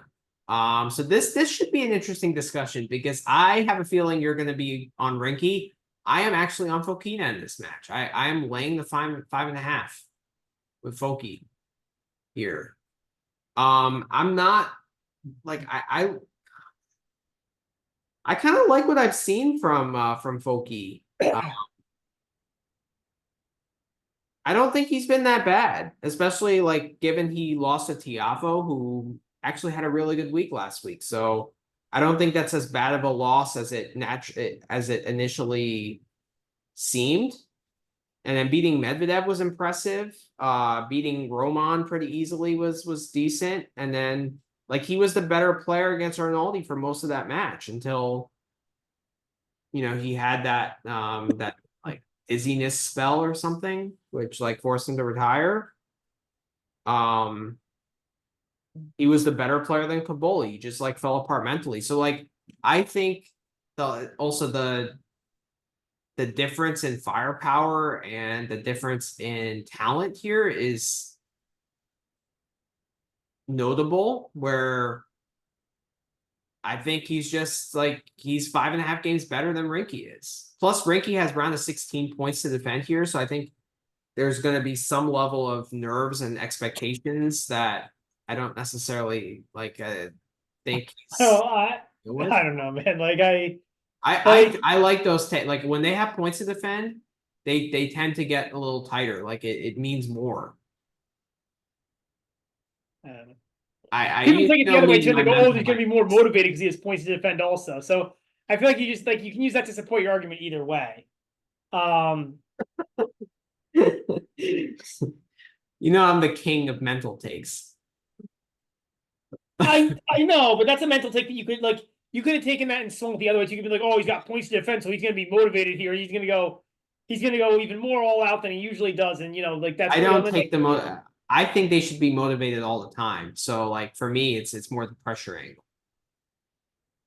yeah,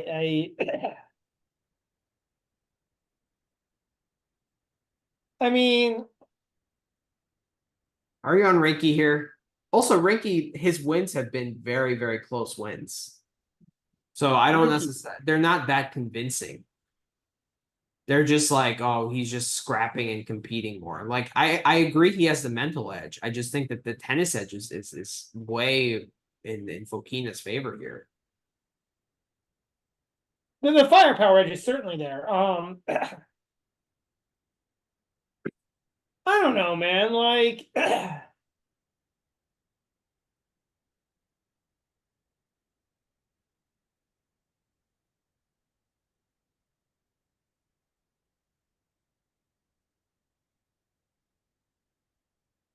I don't know. I don't know that Fokina is at the level where Rinky just can't match him. What's over 3.5 sets? That's yeah, that's decent look. Minus 170. I mean, that's a parlay piece. Also, what is next thing to ask yourself is,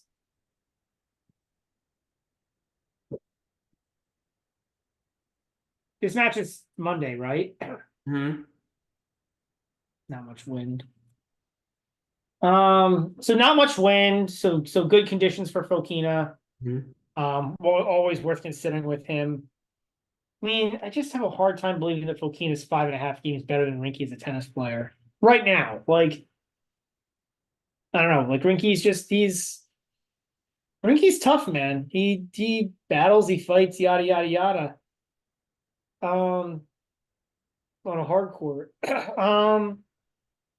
Fokina does that too. He just struggles closing out matches and stuff and sets. Yeah. If he's up 5-1 or like 5-2, like Oh, I mean, Fokina makes plenty of errors too on regular balls too. That's the thing, right? He's a yeah, better version of Shapo. yeah. Like, If I I were mean, you, I would. Granted, you're going to be there Monday. You should get a seat at that court for that match. This is probably one of my. I think this is a good match to watch. Fun one to watch. yeah, I think it is a fun one to watch. I agree. Yeah. Are you on anything here? I mean, I would be shocked if you're not on Rinky plus 220. No, I'm not a Rinky. I probably won't take the Rinky. I mean, like, maybe. I mean, I gotta think about this one. It could be. I want to back Rinky here in some capacity. So this is a popcorn tennis because Or I tennis. just like I just think Rinky like unless it's like a guy who's like top 20 like beast who can make balls and can hit balls big. Rinky's live, man. Like, and he should be well rested because he lost badly and he had 3 days off after Winston-Salem. Hmm. Right, he had 3 days in his quarterfinals. Yeah, so he had 3 days off. Like, he should be pretty rested. Yeah, I don't think that's going to be a concern. But if he's feeling No. a little bit off physically, then it's a real uphill battle for him because like I think even Rinky 100% healthy and physically fit and like fresh, he's still underpowered. Oh, but he's underpowered all the time. That's just every day for Rinky. Yeah. Like,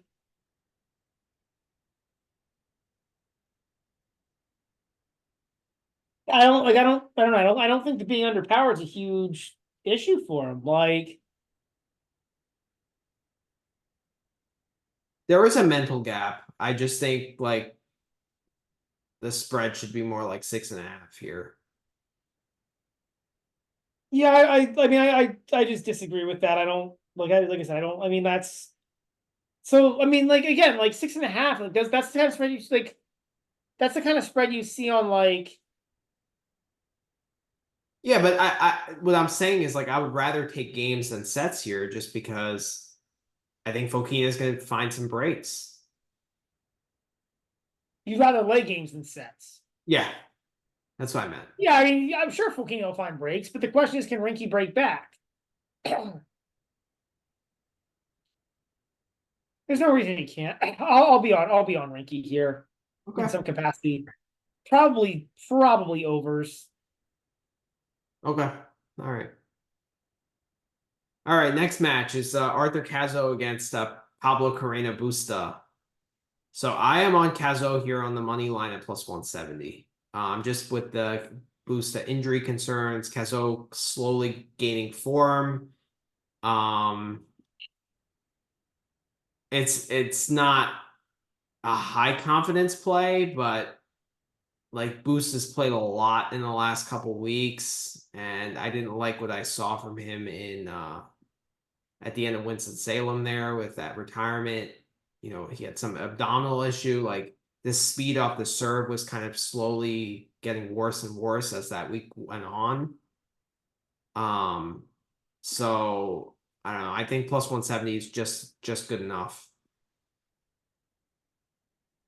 I mean, like this match can require quite a bit of thought because I was just, like I get it, but he's also a little bit all over the place. He looked horrible in Washington against Van Ash Ash, in yeah. 4-3. That was atrocious. But then like slowly got better with a win versus Purcell, not great. And then a loss to Daniel, but like that was still a little bit better, like slight improvement from the Van Ash debacle. And then decent win against RBA, and then lost to Yoshi 4-4. So like slight improvement in Cincy. And then beat VDZ, another error prone guy, pretty convincingly, and then lost to Rinky. So like he's slowly getting better. That's what I'm saying. Like it's baby steps, but he's going in the right direction. I think this line is pretty close to right, with the Okay. exception of maybe the boost to injury issues.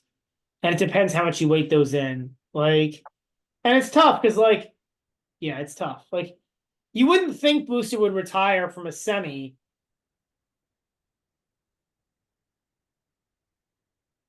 You think he was like good to play, and then like he just was thinking like it's not worth going all No, out. I'm saying I don't think he would do that.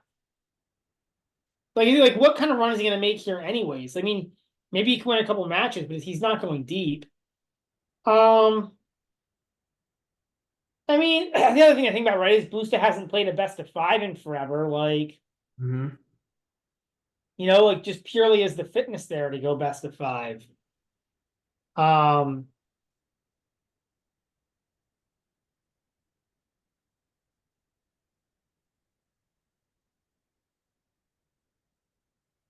I'll probably back the Kazoo money line. That seems like a pretty good play. Okay. And you're just hoping that the boost injury concerns come to fruition. It's not GBM worthy, but I like it. Yeah. Jerry and Struth, I'm totally off this. It's not a match I want to watch. I don't know. Laying 5.5 with Stroop just seems like a horrible idea. But then Jerry is just so low on confidence right now. No, thank you.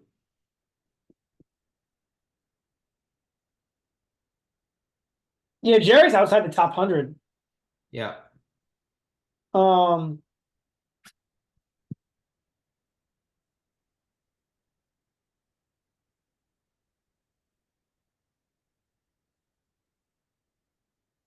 yeah, I'll probably be off this too. The more I think about it, this is probably a no play. I mean, yeah, this is probably a no play.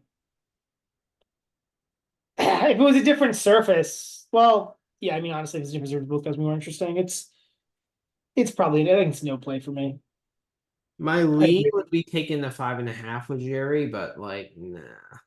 So my lean would probably be the other. My lean would probably be leaning, or would be laying with Really? Street, but Okay. Off that match. Next match is Baez and Darderi. Um, I'm on Darderi money line at plus 115.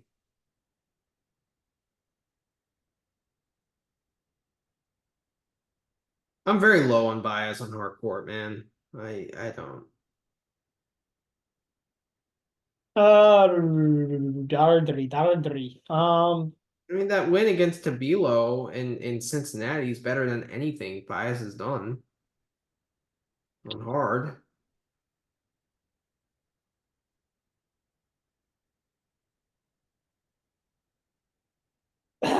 Orich 3-4. He looked really bad in that match. I saw some of it. Thompson lost to Thompson 2-4. Beat Giron, but like, okay. I mean, Giron is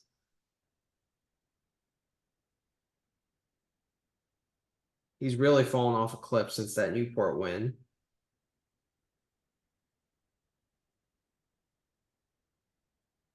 Yeah, I think I would Dartery here. I mean, I think Darderi is like his game is more translatable to hard, it feels, than Baez's is.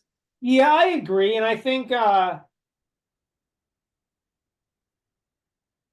think actually you could almost, not sure if you could flip this line, but I think it's pretty close. Like, I think it's a close match. But I think Darderi should probably be the slight favorite. Like, I mean, the answer might be that these guys have played 3 times in the last or 4 times in the last 2 years. Yep. And Baez leads 3-1, but they've all been on clay. Mm-hmm. So Yeah, my point Clay is is I'm gonna not as concerned is about gonna that because switch it like over to Baez. what? Clay is gonna help Baez. That's my point. That's why I don't really know that I care about the head to head. I'm with you on Darderi. I make this GBM the money line plus 115. Let's do it. Let's do it. Yeah. His game is just more translatable. Like he's just more like I think he serves a Yeah. little bigger. He's just more slightly more aggressive. It feels like he's more like more I offensive agree. movement. I agree. Um, and I feel like Bias is like I've watched him a little bit on hard. He's just like he's overly aggressive. Like I don't think he knows how to balance defense and offense on hard court. Baez. Oh, I just think he doesn't move as well. I think the movement, he's like not, he gets like But then he presses, right? In rallies. Like, I don't know. no? Okay. I don't agree. I think like he actually hits pretty big on clay. I think it's like it's one of those things where like you only call it pressing if the guy misses, right? True. Like, it's the same thing as like the quarterback who throws the ball in the double coverage in football. Like if he completes the pass, you cheer. When it's an interception, you're like, oh, it was a terrible idea. Like, what are you thinking? So like, I think it's more of that. Like he's just like, I'll keep saying it. Like I just don't think he moves as well on the hard court, and like he's like slightly out of position. So then when he goes for like the big forehand and he misses, it's like, oh, well, he pressed, but like he kind of has to. He's an aggressive. He's actually a pretty aggressive player, Baez. He is. He is. Yeah. But on clay, he's just able to defend aggressively. Yeah. Whereas on hard, he's just not. So yeah. All right. Sumit Nagal against Talon Greekspor. Nagal is a 6-game dog, plus 350 on the money line, over under 36. Greekspor is minus 450. I'm off this. I don't like laying games with Greekspor, given how poorly he returns. And Nagal is not, he's a clay challenger guy, so I'm not gonna back him here either. So I'm off. Um.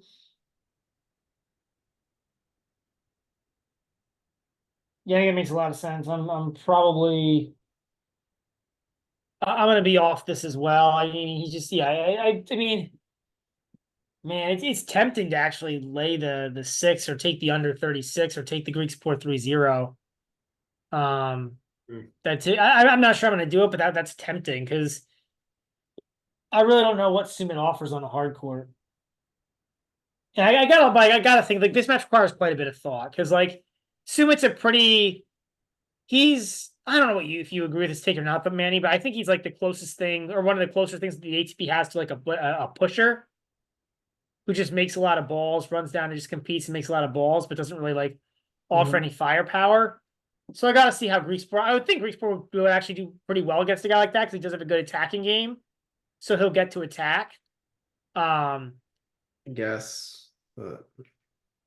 It's not like Sumit's 6 games is serving a lot for Greekspor. Like that's what? 6 games for Greekspor is a lot.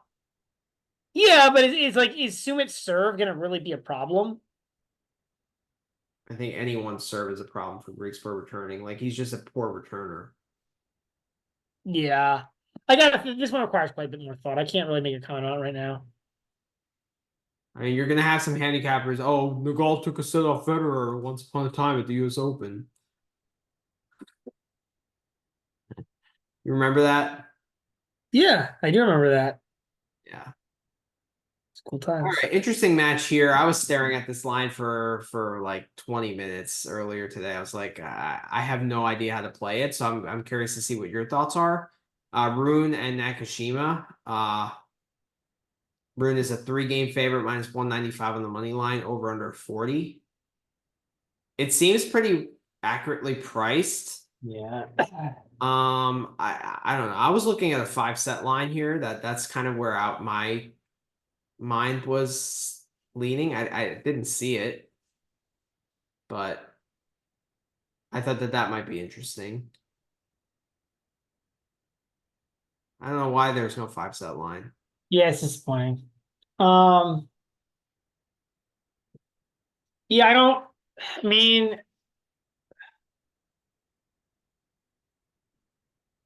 the first thing that caught my eye was the 40 games. Seems like a lot for like, does Rune really play that many tie breaks?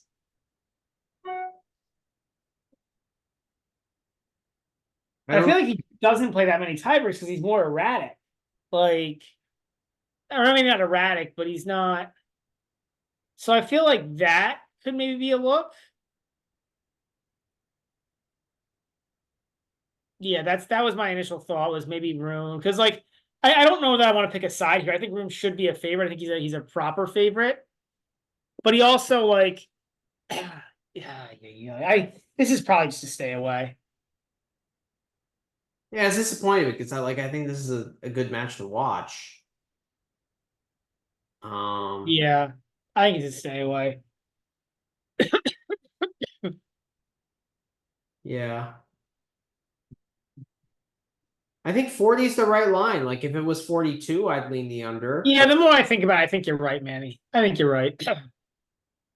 Like if I'm gonna play this, I'm just gonna play the 5 sets. So I think it's better to play this over on sets than over on games or under on games, just because like there's variance here with Rune's erraticness, with Nakashima's lack of explosiveness. You know, Yeah, yeah, and Rune struggles to Rune plays to the level of his competition, so. he struggles to Yeah, put. I'm probably not gonna be on this. I can't really find a play that I like here. Okay. The 5 sets makes a lot of sense though. Mm-hmm. Two more matches on Night Monday. matches. Yep, night matches. Kovacevic and Tiafoe. This is on Armstrong. So I have a play here. My play here is Tiafoe 3-1 at plus 230. It's not the best price, but I just think that that's a very likely outcome here. I'm not playing it, but I completely agree with you. That's it's the exact same thing. I looked at it, but I just didn't like the price, so I'm not on this. I think this line is pretty well set. Okay. Let's move on. Djokovic Albot, I got nothing. Oh, I love Albot here. Not money line, obviously, but I think the over under is 27 and a half. Like Albot's tricky, man. Albot's tricky. Like I think he could find a way to stretch Novak. I don't know. Like, yeah, I'll be on the over 8.5 in the first set, the over 27.5 total. And well, I think Albot to win a set is like plus 280, 270. Like Djokovic's form hasn't been good, man. Like the whole year outside of one tournament, the Olympics. Like,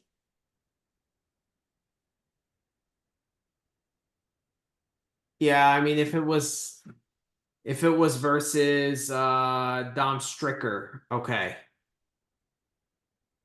If it was versus I don't know. I'm trying to name guys off the top of my head.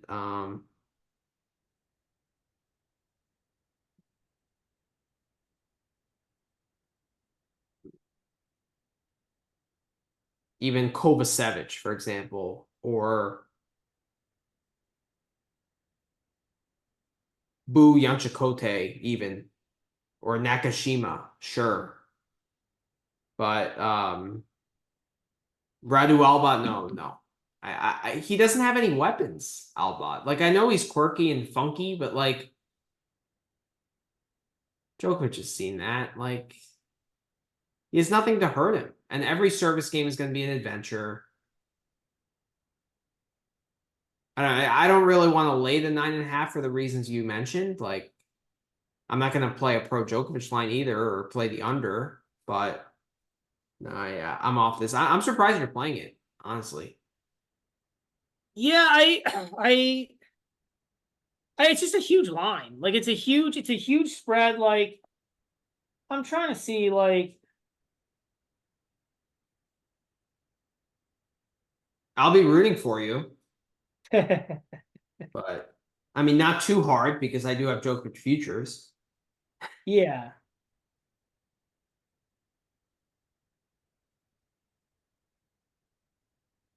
I mean, I don't know, man. Like so Djokovic has played 5 matches this year against guys outside the top 100 except the Olympics. So the Olympics, obviously, he played way better.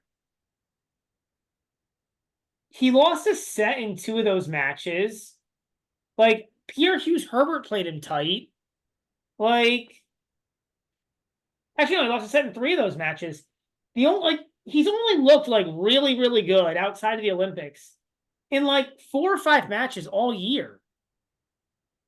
And like, in order for him to cover 9.5, he's gonna have to play like pretty good. Like he dominated Manarino, he dominated Vit Kopriva. He But outside. Radulov is in that level. Oh, he's better than Kopriva on a hard court. Kopriva's a clay guy. Yeah, okay. How many did Kopriva cover 9.5? No, Kopriva didn't come close. But that's the only time that Djokovic has like. That's the only time that Djokovic has looked great all year. Like what? Other than that, when has Djokovic looked good outside of the Olympics? I guess he beat RCB up at the French. That's actually kind of an accomplishment, also. I'm not debating you. I'm just more like I don't think Albot has the weaponry to trouble Novak. Even when Novak is not playing well, like I think this is a great matchup for Novak. Yeah, I don't know. I don't know that he needs weapons. Like, I don't know that. I don't know that. Like, yeah, I don't know. This is. I don't know. This is about weapons. Like, I don't know. This is. Over 27.5, so 4, 3, 3, 9, 9, 18, 28. Yeah, 4, 3, and 3 would hit. Yeah, In 1-7-5 set, you're sitting pretty good. 5, 2, and 2, that's that gets there. gets there. Okay.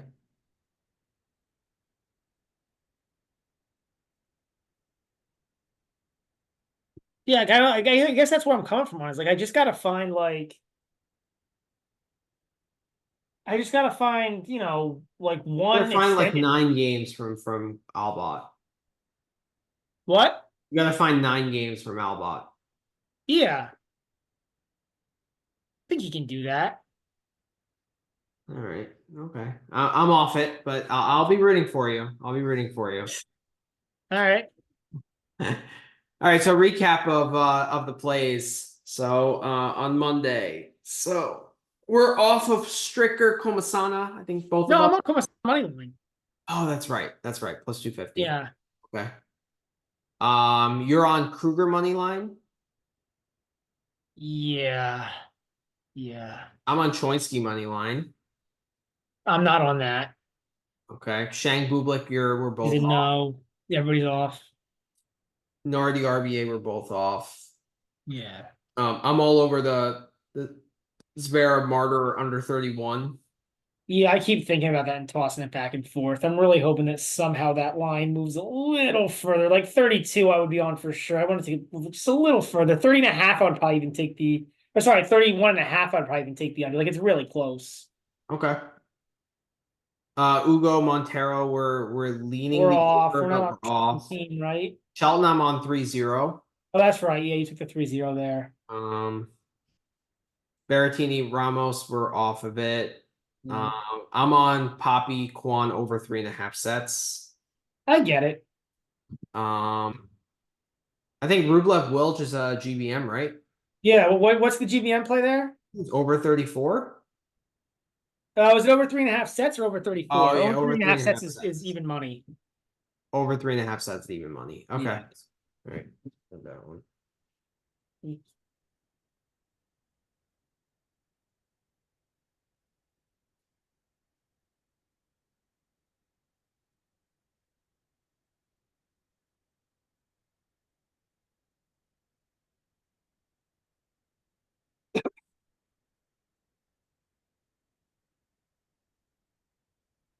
Okay, that's GBM. You gonna go to that match?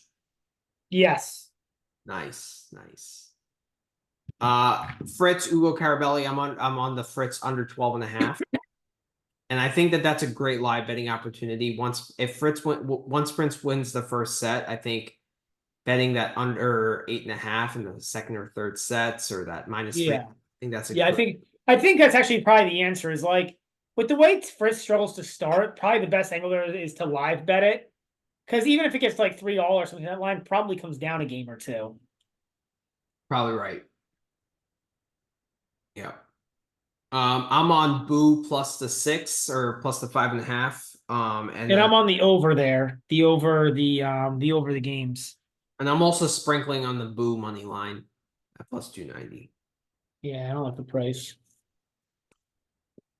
Fujovic Lechka, I'm on the over 38. Yeah, but Uh, I'm on the set one plus 125 and the set two plus 125. okay. Hmm. I'm on Kasnikowski money line at -110. Keeps moving. I mean, now that it's down to -110, I'll probably be on it. Yeah, that'll probably tell you on that. Okay, it's not GBM though. Okay. I'm on Muller -3.5. I think you're off No, that I'm match. probably not on that. Yoshi Kecmanovic, you're Under went talking up a half me a into game, that. 37.5, moving up. Yeah, you're talking me into that one. It's an under or nothing. I am leaning to stay off of it, but the spread moved. It was 2, now it's 2.5. Yeah, yeah. Shevchenko Koper, I'm off of it. You're playing. I think you're off that too, right? Yeah, I mean, I need to think about that match. That match requires a lot more thought. All right, I'm on Eubanks money line and plus 120. Yeah. Um, I'm probably gonna end up on Rinderneck there and laying the game and a half, but I gotta think about it more. But that's probably gonna be popcorn tennis. nice, nice. Okay. I'm on Actually, Oster. you know what? I'll probably end up off of it. I'll probably end up off of it. Like the more I think about it, I'm not gonna tell you, but I'll probably end up off of it. Okay. I'm on Oster money line. I actually got a better price at plus 230. Okay. But yeah, I am fading Dolo here. You're off that, right? Yeah. I'm on Monfils minus the 6.5. I'm And looking Schwartzman in some capacity, probably over 3.5 sets. Or actually, that was a bad price. So probably got to take the over games. I don't love. okay, I'm also taking the over the Monfils minus 2.5 in the first set at plus 125. Right, right, right. Yeah. I'm on the Etch over 22.5 at plus 105, and I'm also on the set one overs Yeah, I here. think this is like a great match for. I think this looks like a pretty good over match. I mean, that would be my initial take. Mhm. And then I'm off the Jaquette Dimitrov. You were leaning on the Jaquette set ones. Something related to Jacket and set one. I mean, either a set one over or Jacket. Actually taking the set one on Jacket. Okay. Fokina, I'm laying the 5.5. Pelka Musetti, I'm probably gonna have on the over 41. Okay. All right. Yeah, I'm off that completely.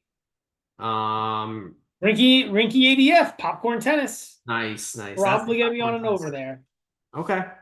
All right. I'm on Fokina minus 5.5 there. I'm on Kazo money line plus 170. Not my highest confidence play. It's not GBM worthy, but it's a play I I'm probably like. gonna end up tailing you on that. That seems like a pretty good move. Okay, I'm laying off Jiri and Struff. Yeah, I Uh, probably will be as well. Garderi plus 115 is that GBM? That's GBM. Nice, nice. Let's go. All right. And then Nagal Griekspoor, I'm off. Rune Yeah, I'm tempted. I gotta think Rikishi. about that match a lot more, but I'm tempted to lay 6 on with Greek Sport. Just Okay. think it's a good matchup for him. Okay. Rune Nakashima, I'm leaning the 5 sets. Um, if I could find a line. But like if I can The get five, the only thing I would consider here, I think. what's that? I think it's pretty well set here. Yeah, the line is, but I want to play that match. This seems like a good match to watch. Yeah. Foe and Kovacevic. I'm on the T Alpha 3-1. Yeah. I got plus 230. It's not the greatest price, but like I just think that's a very likely outcome. And then you're on the Alba over 27, right? Over 27.5. Over 8.5 in set one, because that's actually a reasonable price, minus 140. And That's decent. Albot to win a set, I think at plus 285. Wow, you're all over Radu. All right. Yeah. I'll be rooting hard for Radu to do something. He's not going to win the match, but I think he's got a chance to have some moments. Yeah. More like Djokovic has some just like off moments, you know? Yeah. All right. So, are you good to preview the top half, or you want to do that tomorrow? Your call. I mean, I do need at least a 5-minute break. Needs to get some water in Yeah, me. for sure. All right. Are you free tomorrow night? I am, yeah. Yeah. Let's do it tomorrow night. All right, cool. Getting Sounds good. tired, I can so. sleep. All right, so part one of the U.S. Open Mega Pod preview pod is in the books. Yep. But we'll be back tomorrow to preview the bottom half or the top half of the first round matches. Yep. So have a All good right, night. everyone. Good luck on your bets and Yes. have a good night. Yeah.